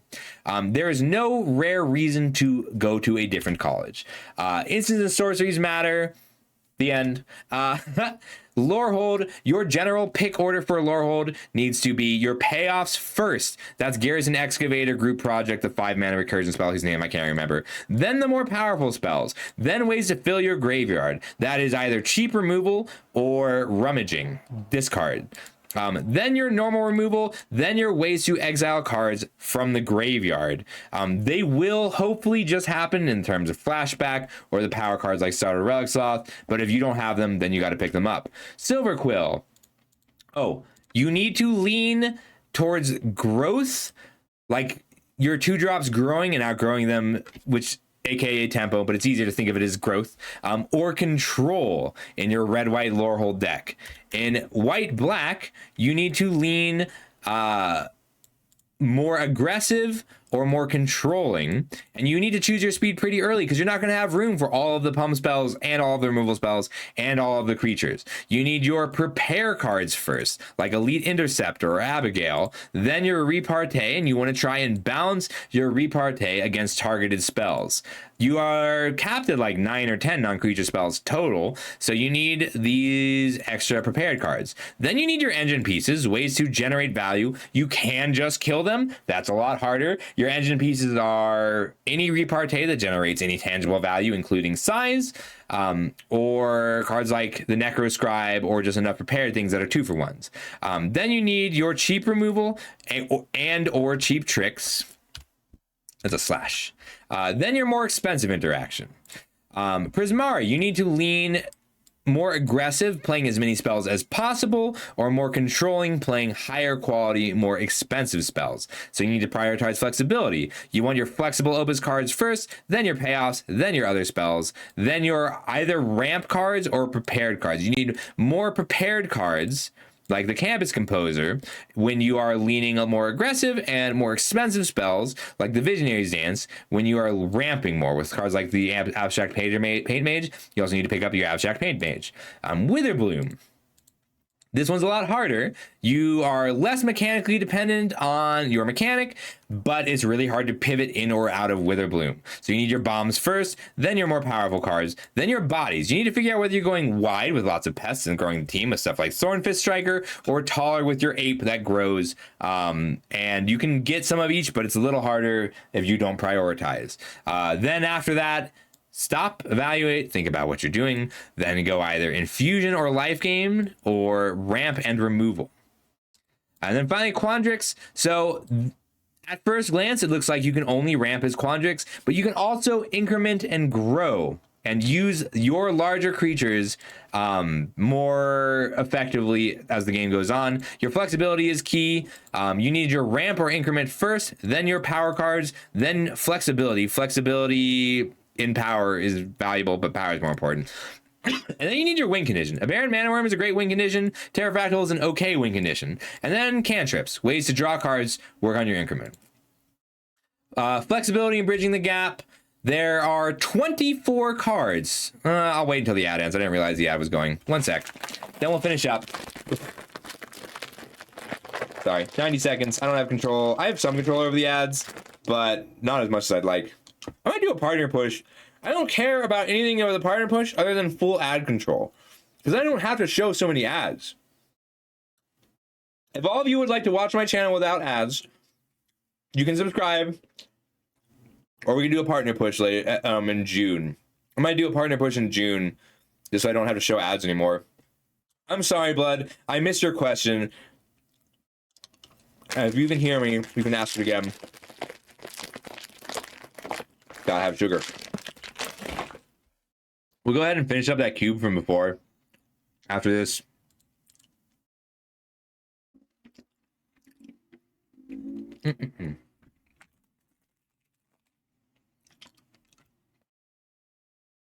All right. I'm going to reiterate this part because I think it's very important to how the set plays. Every monocolor, not school, each monocolor of the 5 colors feeds 2 schools, the color pairs, 2 play styles, and 2 speeds. So reactive or proactive, white, black, or red, black, aggressive or controlling. All the mechanics are supported well enough to do any of the 2 color plans in 1 color if you're the one in that color. Because of how many multicolored cards there are 24 common and uncommon cards for every color pair, and 8 of them go into both color pairs, and 8 of them go into 1 color pair, and 8 of them go into the other. So these 8 go into both, these 8 go into Lorehold, these 8 go into Silverquill, these 8 go into both, these 8 go into Silverquill, these 8 go into Witherbloom, these 8 go into both, these 8 go into Witherbloom, these 8 go into Quandrix, these 8 go into both, these 8 go into Prismari, these 8 go into Quandrix, these 8 go into both, these 8 go into Prismari, these 8 go into Lorehold. You're caught up. All right, general shape of the format. This is a puzzle set, which is exciting. We haven't had a good puzzle set in a while. I forgot. Sorry, I made that up. I forgot I made that up. This is a puzzle set. Though we have had in the past synergy sets. Bloomborough is a synergy set. Lorwyn Eclipse is a synergy set. And Lorwyn Eclipse, you can take all of the goblins and have a good goblin deck. You can take all of the elves and have a good elf deck. It's a synergy set. This is a puzzle set. It's more complex. You need to find your missing pieces. So if I am a Witherbloom deck and I realize that I have 3 copies of Poisoner Apprentice and 2 copies of Rabid Attack, I'm missing bodies. I don't have the bodies. What am I gonna do? Well, now I have to really prioritize our little ape here who grows larger, or our, where are you, 3/1 who makes a body. Lewin is good in that deck. Like, you need to find the pieces that you're missing for each deck you're in. Removal is of medium importance. Like, you'll need to find your removal, but you need your missing pieces more, because if you have a deck with 6 cards that say infusion on them and only 2 ways to gain life, your deck is bad. And if you have 5 cards that trigger on a card leaving the graveyard and only 2 ways to make a card leave the graveyard, your deck is bad. And that means you need to be counting and prioritizing these during the whole draft, and then again in deck building. Your missing piece, like when you do sealed, okay, I did a few sealed pools just to try them out. Your pre-release sealed pool, you don't have to worry about this as much. But when you do a regular sealed pool, yeah, you do. Because you might have a lot of green and black cards, but you're not guaranteed a cohesive deck from that. Yeah, removal is of medium importance. Some sets have cards that are mostly 2-for-1s, like Bloomborough had a lot of ETB draw card. This set, your cards average 1.5 for 1. There's not a lot of enter the battlefield, draw a card. There's a lot of enter the battlefield, get a land, which at early in the game is 2 for 1, but late in the game is a 1.5 for 1. You're going to have to kill some stuff, but if you try and kill everything, you'll lose. So, like, Silverquill will often want to play a +1/+1 counter draw 2 cards over a removal spell. And then this is just, I should have said this first, but don't play Lorehold if you can't find an engine. You don't play Witherbloom if you just have life gain or just have infusion. You can't play Prismari if you have a mismatch of spells and creatures. You can't play Quandrix if you don't have a good way to win. That means that you either need a lot of increment or a lot of ramp and a late game. And you can't, and don't play Silverquill. You need to balance it. Repartee and your clock. So that is everything for the set review proper. We're just going to chat about sealed a bit. This is a section I didn't get to do, but I was going to do the bridged pivots. Like, all right, if you're Silverquill and you start seeing a lot of Adventurous Eaters goes into both decks, tells you black in general is open. If you start seeing dig site inventories, it tells you white in general is open. But that's not always the most useful thing. If you see a lot of... We gotta go back to the blue cards. If you start seeing a lot of... I need the weaker cards to be an example here. If you start seeing like a lot of Thornfist Strikers, Mindful Biomancers, Lumeret's Favors, then you can know that green-black is open, even if you're not seeing a lot of black cards. If you see a lot of like Arnin and Leech Collector and Poisoner's Apprentice, that tells you that green-black is open. So this is how you derive what the rest of the table is drafting. It's very useful. What professor? There's a few professors, Lucky.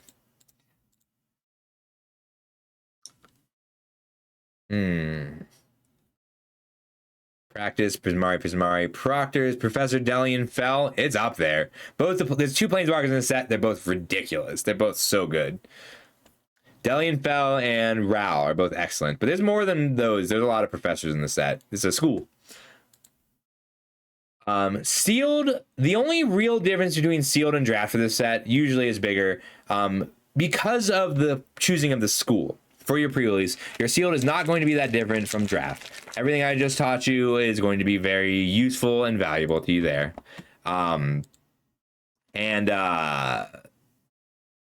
The biggest difference is that Silver Quill as a whole is weaker in sealed. Oh, thanks, Dill. Appreciate your follow. Silver Quill as a whole is still... It has a high ceiling, is very strong, but... There's the most difference between the aggressive Silver Quill and the controlling Silver Quill. Like, there's not a huge difference between Quandrix Ramp and Quandrix Growth in terms of the cards that are really excellent for it. But the ceiling aggro in general is very strong. So Silver Quill, I'd say, is a bigger risk to your pre-release. But overall, sealed is not that different from draft here. It's maybe a half a beat slower. So there's not a lot of cards that are great in sealed and bad in draft. Because usually you want to go a little stompier. Like your format in sealed, on average, a 4-mana 4/4, a 5-mana 5/5 is better than it is in draft. But in this set, the 4-mana 4/4s are all just really good. Like you still play them in draft. And in the last few sets, 4-mana 4 and 5 drops have been really contested. Like in the last few sets, it didn't really matter that there was a 4-mana 4/4 reach because of how good all the 4 drops were. Like in Turtles, there was a Pachyderm, 4-mana 4/4, gain 2 life, reach, trample. Card was good, but it was competing in that space with like Sally Pride and artifact synergies. It was very strong. But in this set, the 4s and 5s are less contested, so you can make most of them work. That's why like Tackle Artist is actually pretty good. In other sets, it would be pretty weak. Or the Rearing Embermare. It's solid. There's just not a lot of competition. It's 3s. 3 drops are where there's the most competition. You just won't find room to play your average 3 and 4 drops most of the time. There's a lot of 3 drops that you're just going to struggle to fit in. And that's why, like, you need the 3 drops that aid your game plan. Let's see. Like this Ulna Alley Shopkeep is a 3-mana 4/3 with infusion. Like a 3-mana 4/3 menace is usually pretty good, but in this set it has to compete with... Oh, we need to go to the multicolored stuff. It has to compete with the color pair stuff. Like it competes with Snooping Page and what's the other one? The 3-mana 3/3 Surveil 2, whose name I can never remember. All right, thanks for hanging out. That's going to be it for the set overview. We're going to go ahead and finish up this cube draft from before. I'm going to stop the recording. But yeah, we've got a cube going from before, and I want my music back very badly. Wait, where's my screen? Here we go. You're welcome. I hope it was helpful. I'll be uploading this soon. If people want to see the slides, I'll post them to the Discord. Slides are going to be in the Discord. I usually write an article here, but I did not. I'll let people comment too. You're welcome. I loved doing that, and I miss it, and it was a lot more popular than the last few. Where's my face? Why can't I see my face?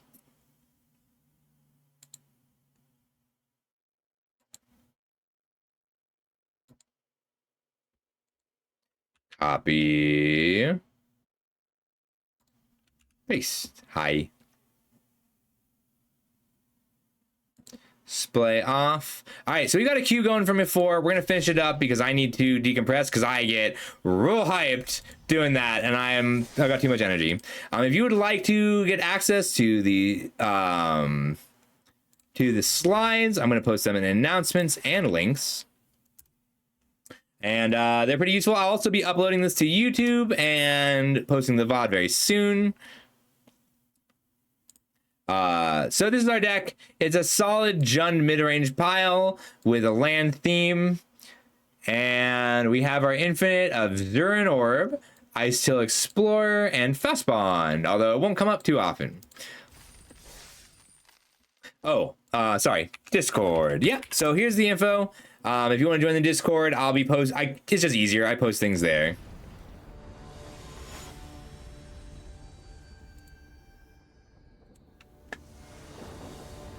Oh, this is yesterday's record. I'm gonna go ahead and I'm getting rid of this record, but I need to copy it.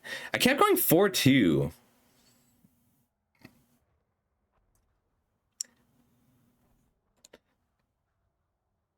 There we go.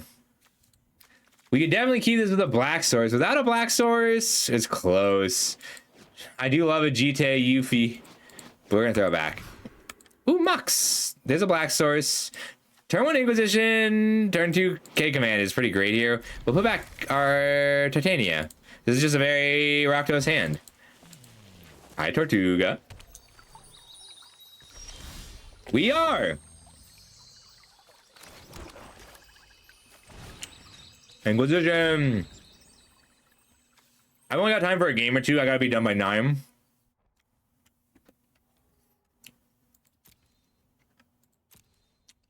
Well, that's terrifying. I think I just take both time boosters. Well, Mox, just in case they draw a Mox. Oh, it's great. You're welcome, Yakuo.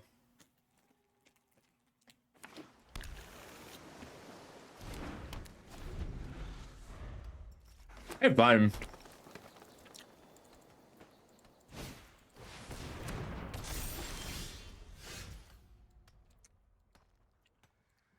A command. I would love to just hit this, but if I don't take the wheel, I do lose the game. Because if I spend 2 turns making them discard cards and then they reset, I've done nothing. Colgan's command gets to shoot the prism. Is this permanent or a permanent? Yeah. Like, Leovold's a real problem. The card's very scary.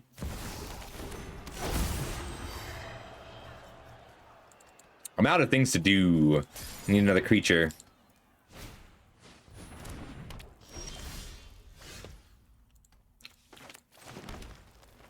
I get a K command and then Titanium. It's pretty good.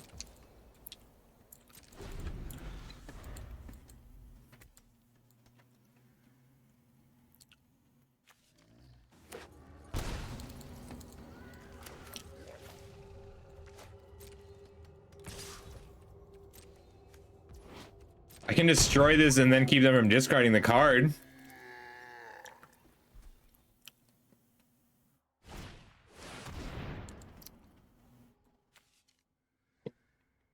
I think I have to wait and get to 7 mana to hit the Kappa Cannoneer. If I just shot it, it would have been fine. Titania.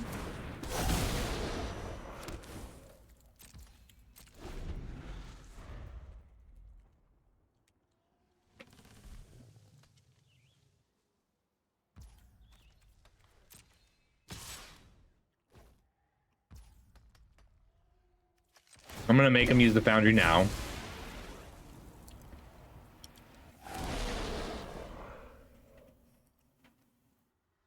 Black, black. I'm most likely gonna need another black source here.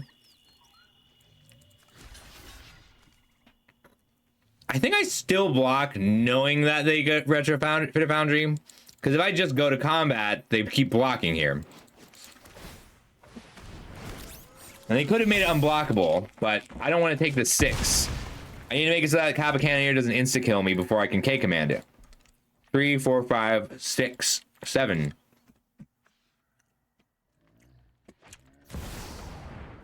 These are absurd top decks. Remember we put them to 0 cards and they went Cannoneer into Demonic Tutor. Hey, that's also an absurd top deck though.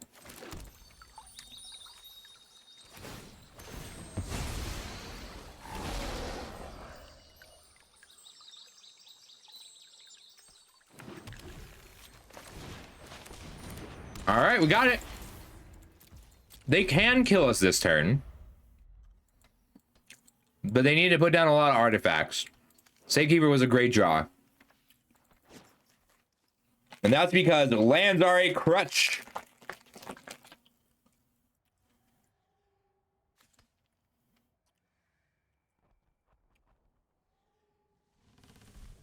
So sacrifice land, give something Shroud. And then whenever land dies, make a 5/3. And then make 30 power. No.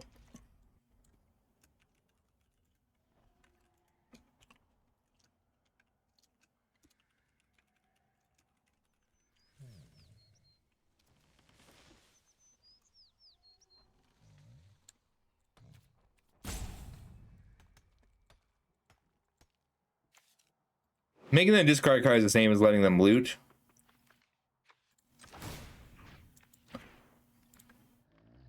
Shroud here.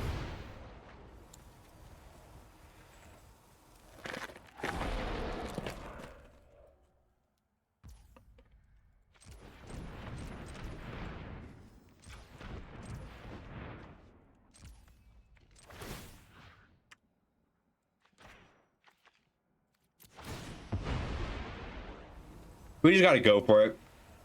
If they can stop it, they can stop it.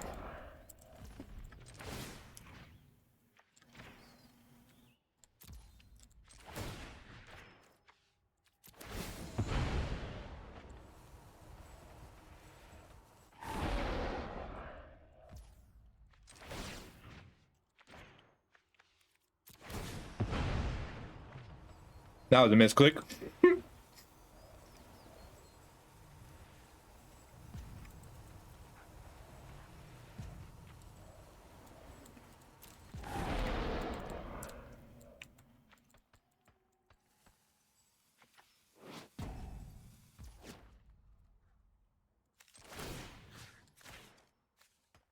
Lands are a crutch. I don't need them.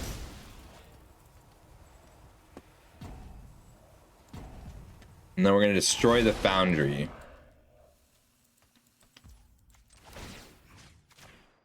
Just try and tax their mana as much as we can.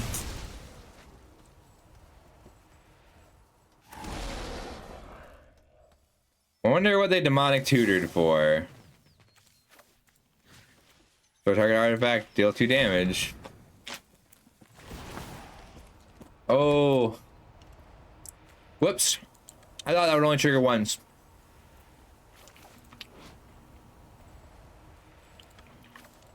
Giving them 2 cards was a mistake here.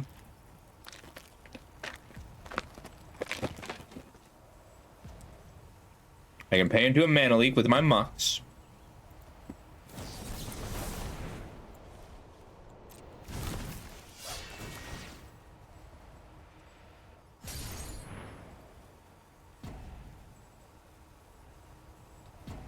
Four block, we get in for 20 even.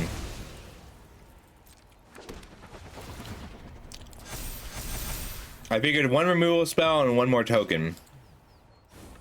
And we had to stop the extra token.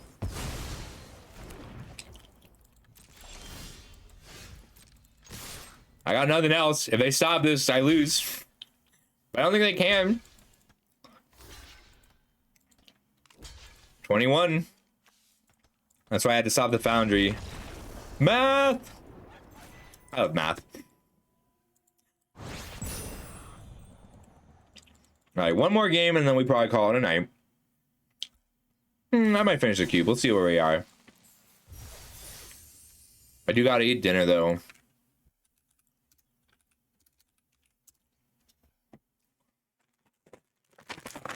What is Spout doing? Every time I look at Spout's preview, it's more ridiculous.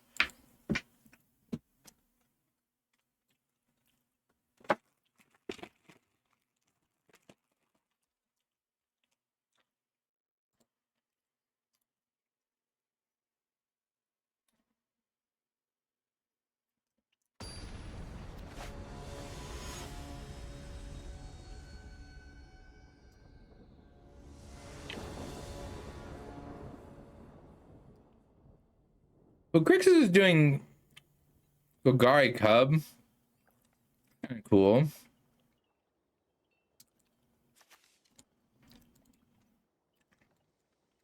This is pretty good. Just we have GTA in a combo. Pretty good. Bolt is helpful to not die to someone too fast.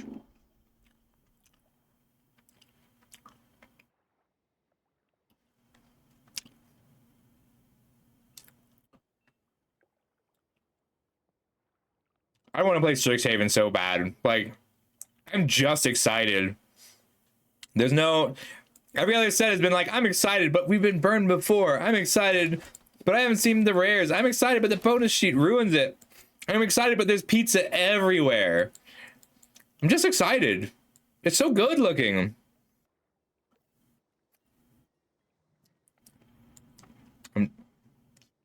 I'm trying to remember the last time I was like, I was excited for Lauren Eclipse, but I was hesitant because I kept getting burned.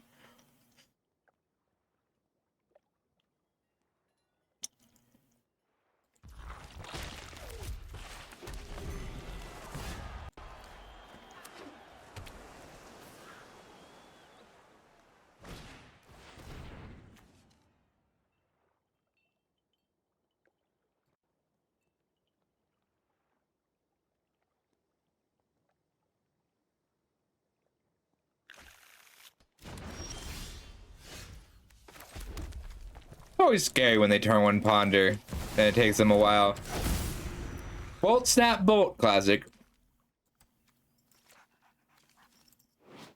Safekeeper GTA is still pretty good on turn 3.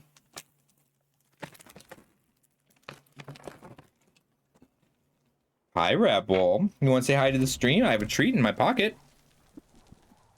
I think. Maybe. He's gonna be very upset if I use the word, if I use that word and I don't have one. I'm gonna run out my Safekeeper and try and get a GTA onto it.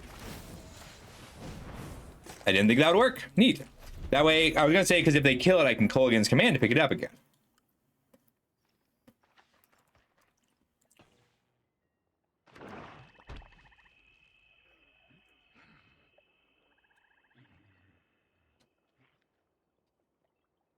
Yeah, he did.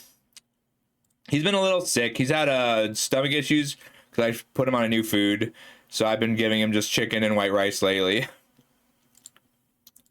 All right, there we go. Well, that's pretty lame. I'm not afraid to get my hands a little dirty. Unexpected. I overheard some. I did not think that they would ever not take my GTA. The disrespect here. How dare they disrespect my GTA like this? You DAC this way in front of my GTA and my dog child?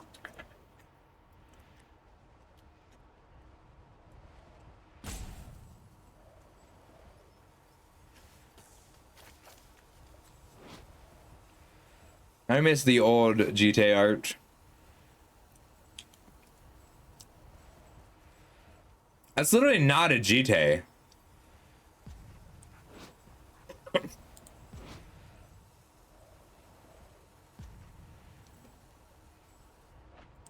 That's not a GTA and that's not Umazao. We've been lied to.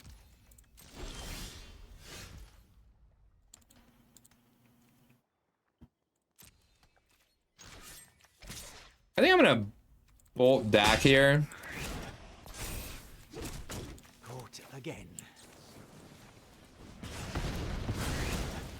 When the going gets tough. Hold up the K command and pass.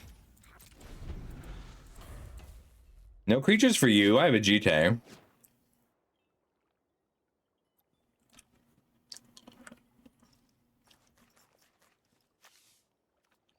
Okay, you have a Grizzlebrand.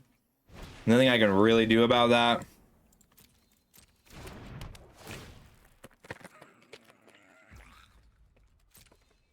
I mean, I can spend 2 cards to kill it, but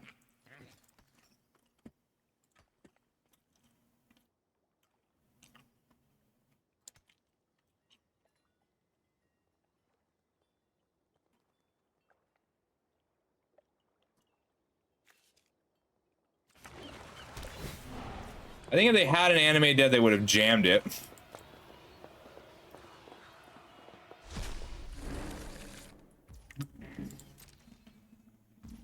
Interesting.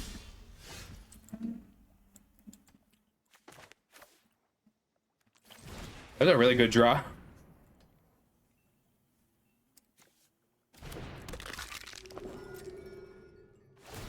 Beginning of combat, exile target Grizzlebrand.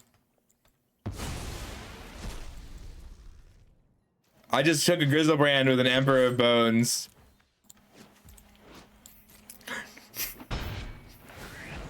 I don't have another black sword, so I don't get to use it, but I'm still pretty happy.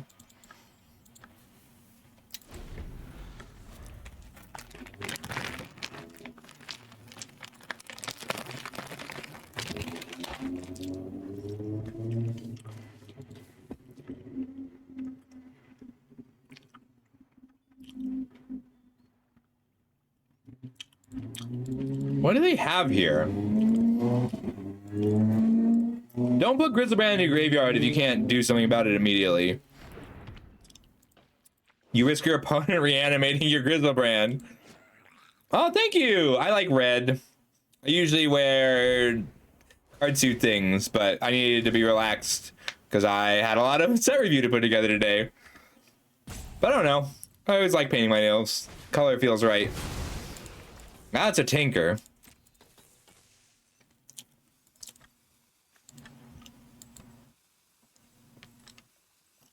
Mox. Casual $9,000. That does answer it.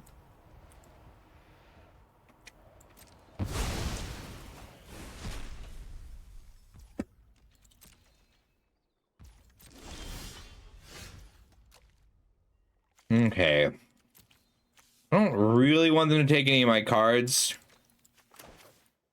So I'll just run out my Collisions command now. Raise dead, destroy target artifact.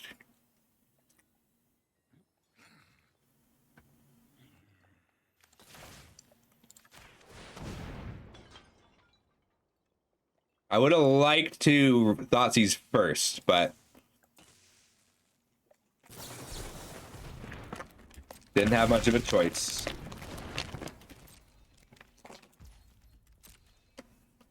Maybe I just should have Thoughtseize first anyway.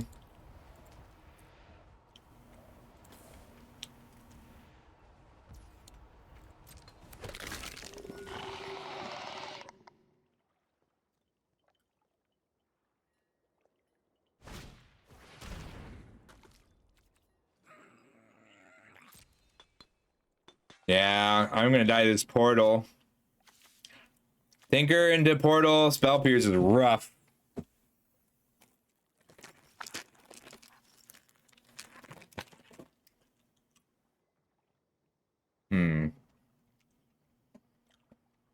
You used to match my hair. I gotta have my hair again. Stop. Full control. I don't want them to exile any of my things. But yes, I do.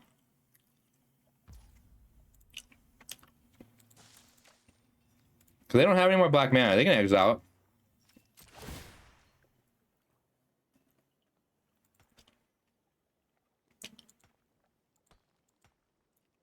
I don't know if I have an answer for a portal, though. Ooh, let me see.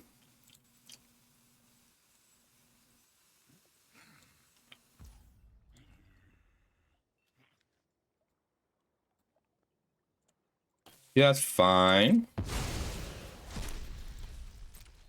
Like any creature that they can't pick up with the portal is good, but now they can't portal Titania and Safekeeper together.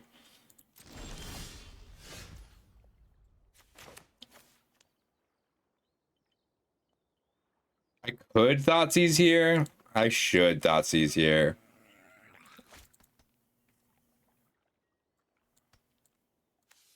I can't let them pick up the Titania though.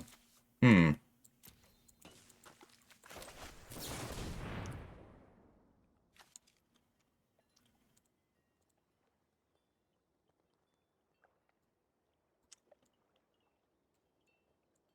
Man, it was point one of the point one of the article is don't be red green. Hmm. I think it's just Glissa here. Like I could take a swamp just to Thoughtseize them, but I think I die if I can't continuously hit them. But I also can't cast Glissa right now. I'm gonna Verdant.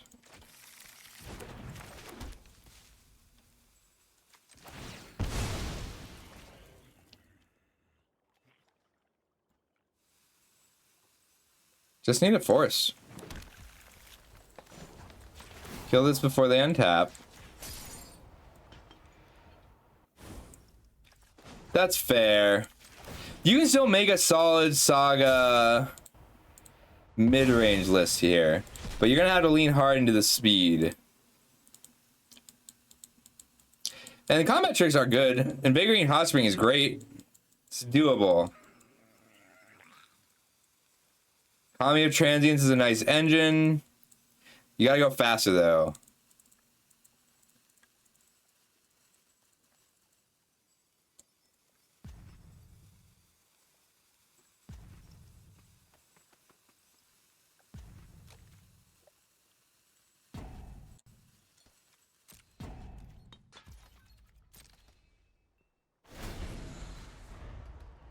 Sorry, opponent. I got distracted. I like Neon Dynasty too much. Boom, boom, boom, ba-dum, ba-dum, boom, boom, boom, boom, ba-dum, ba-dum, boom, boom, boom. We go see Echo. I haven't seen Echo in a while.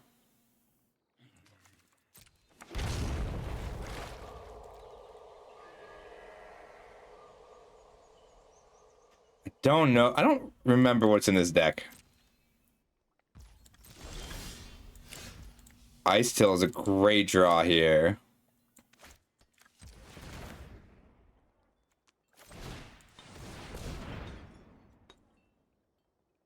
This is very bad in a general sense. They still have a Soul Guide landing over there.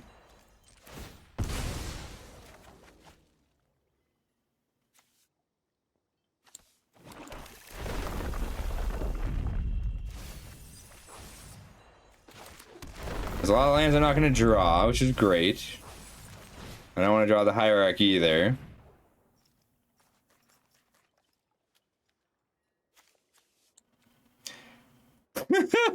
Well, I don't want to put Torsion in their graveyard. So we'll take the World Spine Worm.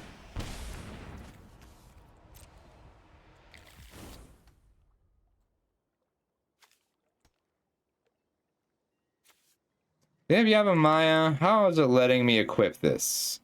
Oh, it's not.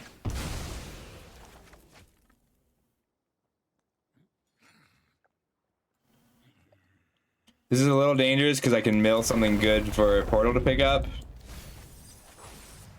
Like at this stage, though, I have to go infinite through a Soul Guide Lantern, which means forcing Soul Guide Lantern to happen. And this Shelldock Isle is now online as well.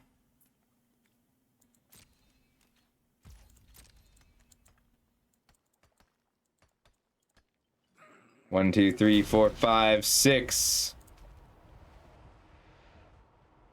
It's not, but we'll take a look.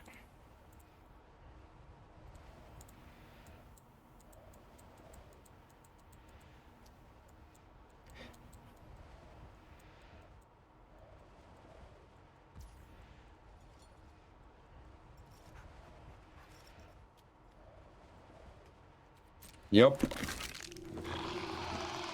Before they go to combat, I can kill it, but I kind of need the counters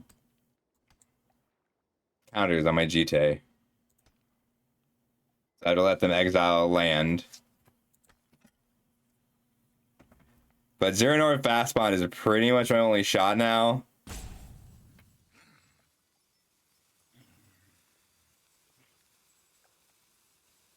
And then just attacking the old-fashioned way.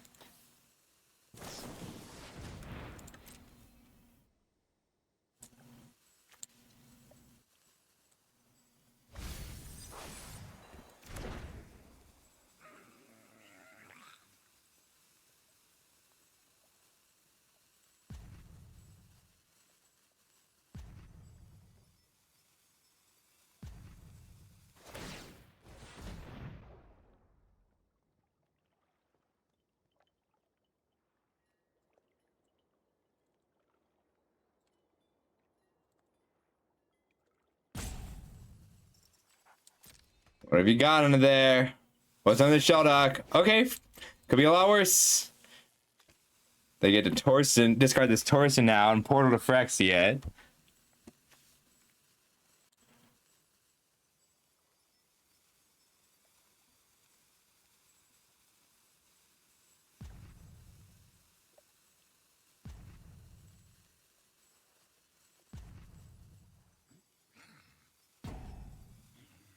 You got war? Thanks so much for the follow. And yeah, we do got war. Doesn't it suck? But it's okay. So glad you're here.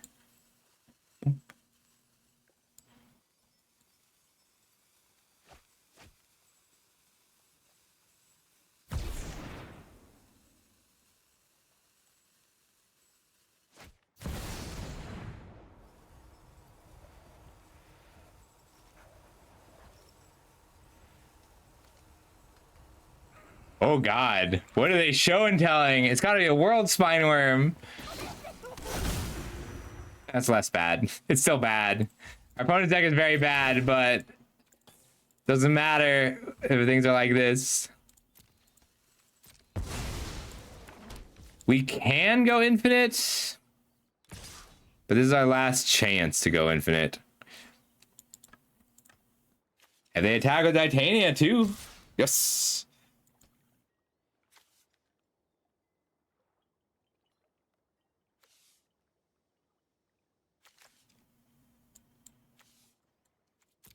We have to draw our 2 combo pieces consecutively. Aw. They did not fuck it up.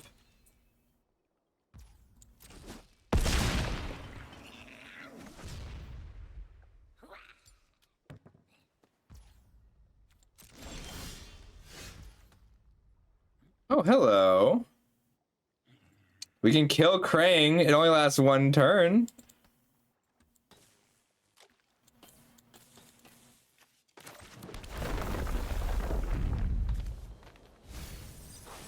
Damn, we needed that 6.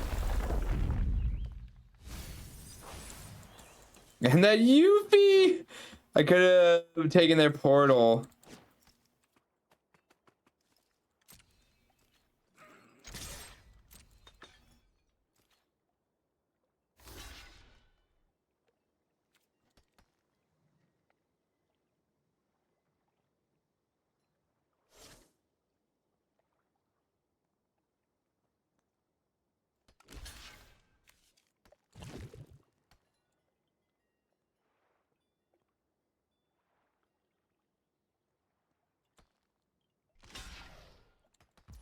So I can go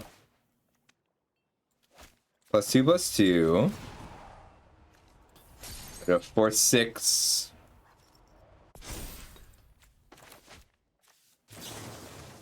Collapse a mine here. I don't want them to recur the Titanium. I guess I don't. Can't stop it.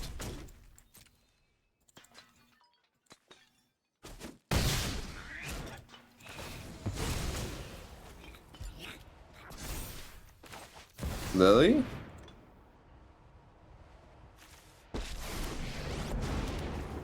-2 Krang, -2 to make them static creature. And it's important because we need them to reanimate Krang instead of Torsten.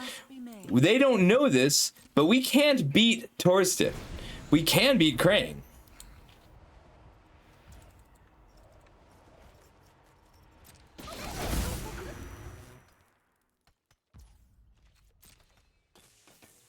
People need to read GTA. It's got a lot of text on it. I'm gonna remove a charge counter to gain 2 life.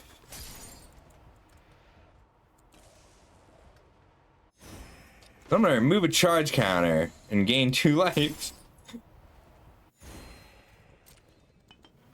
I go to 1, gain 6. So I don't currently survive, but haven't lost yet. I have a whole turn.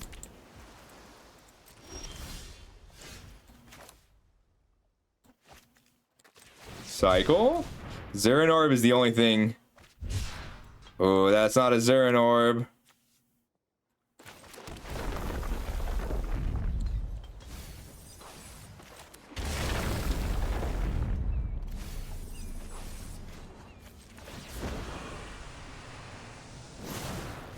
Drop it.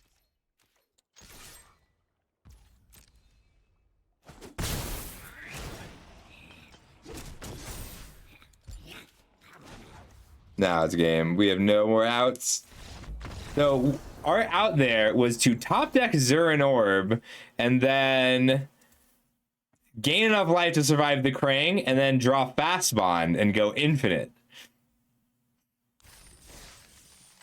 We couldn't really do it because they had a Soul Guide Lantern. We could force them to use a Soul Guide Lantern and still go infinite.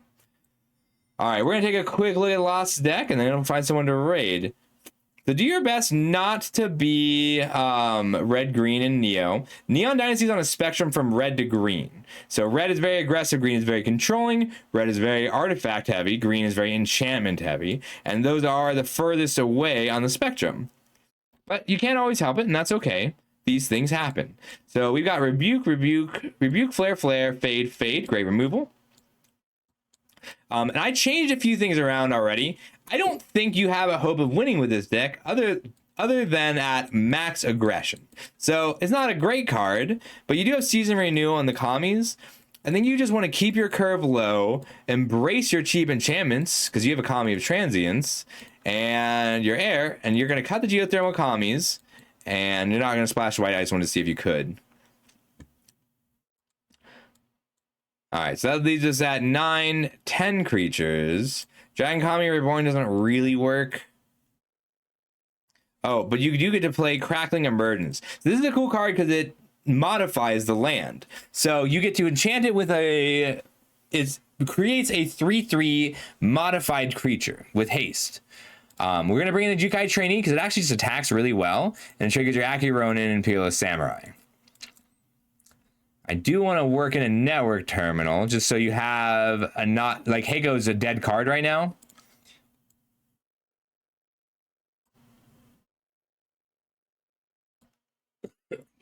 We keep Gift of Wrath and network terminal.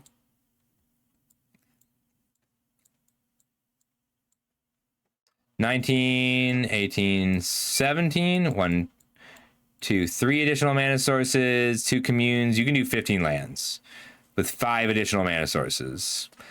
Favor is pretty average. We'll cut it. We'll come down on Warpaint too. It's just a dangerous card to have too many copies of, but you can make 1 copy work. Yeah, and now terminals are weak as artifact. And Heigo's very bad now. It's just a trampler. It only casts Ecologist Terrarium, and you didn't get any artifact creatures. So go ahead and cut the Heigo and keep the Geothermal Kami. You don't have a lot to pick up with it, but you can pick up a Kumano, and that's not nothing. But like I think this is the best you can do with what you've got, as long as you keep beating down. Neo decks are bad at dealing with real aggro, and you're very aggressive, so you can get there. It's not a great, but it can happen. All right, who is on for raid? Every time I look at Spout, he looks more ridiculous. He literally just turned from a flat bird into a shark with huge tits. Okay. let's go see Grix's leader. It's his birthday soon, and I feel like this is appropriate. All right, I will see everybody later. I'm gonna stream probably Saturday. I'm not sure exactly when I'm streaming this weekend because I want to do Strixhaven. I'll have the review up soon. And check the Discord. I put the slides up there if you want to see the slides. The stats are valuable. I think they're pretty, like, the stats are not just me. I get help from Lion and Tail this time, but in general, stats are great. Yeah, I'm gonna do at least one tomorrow and probably one Sunday, and I will schedule things based on when the pre-releases are. Good night, everybody. Bye.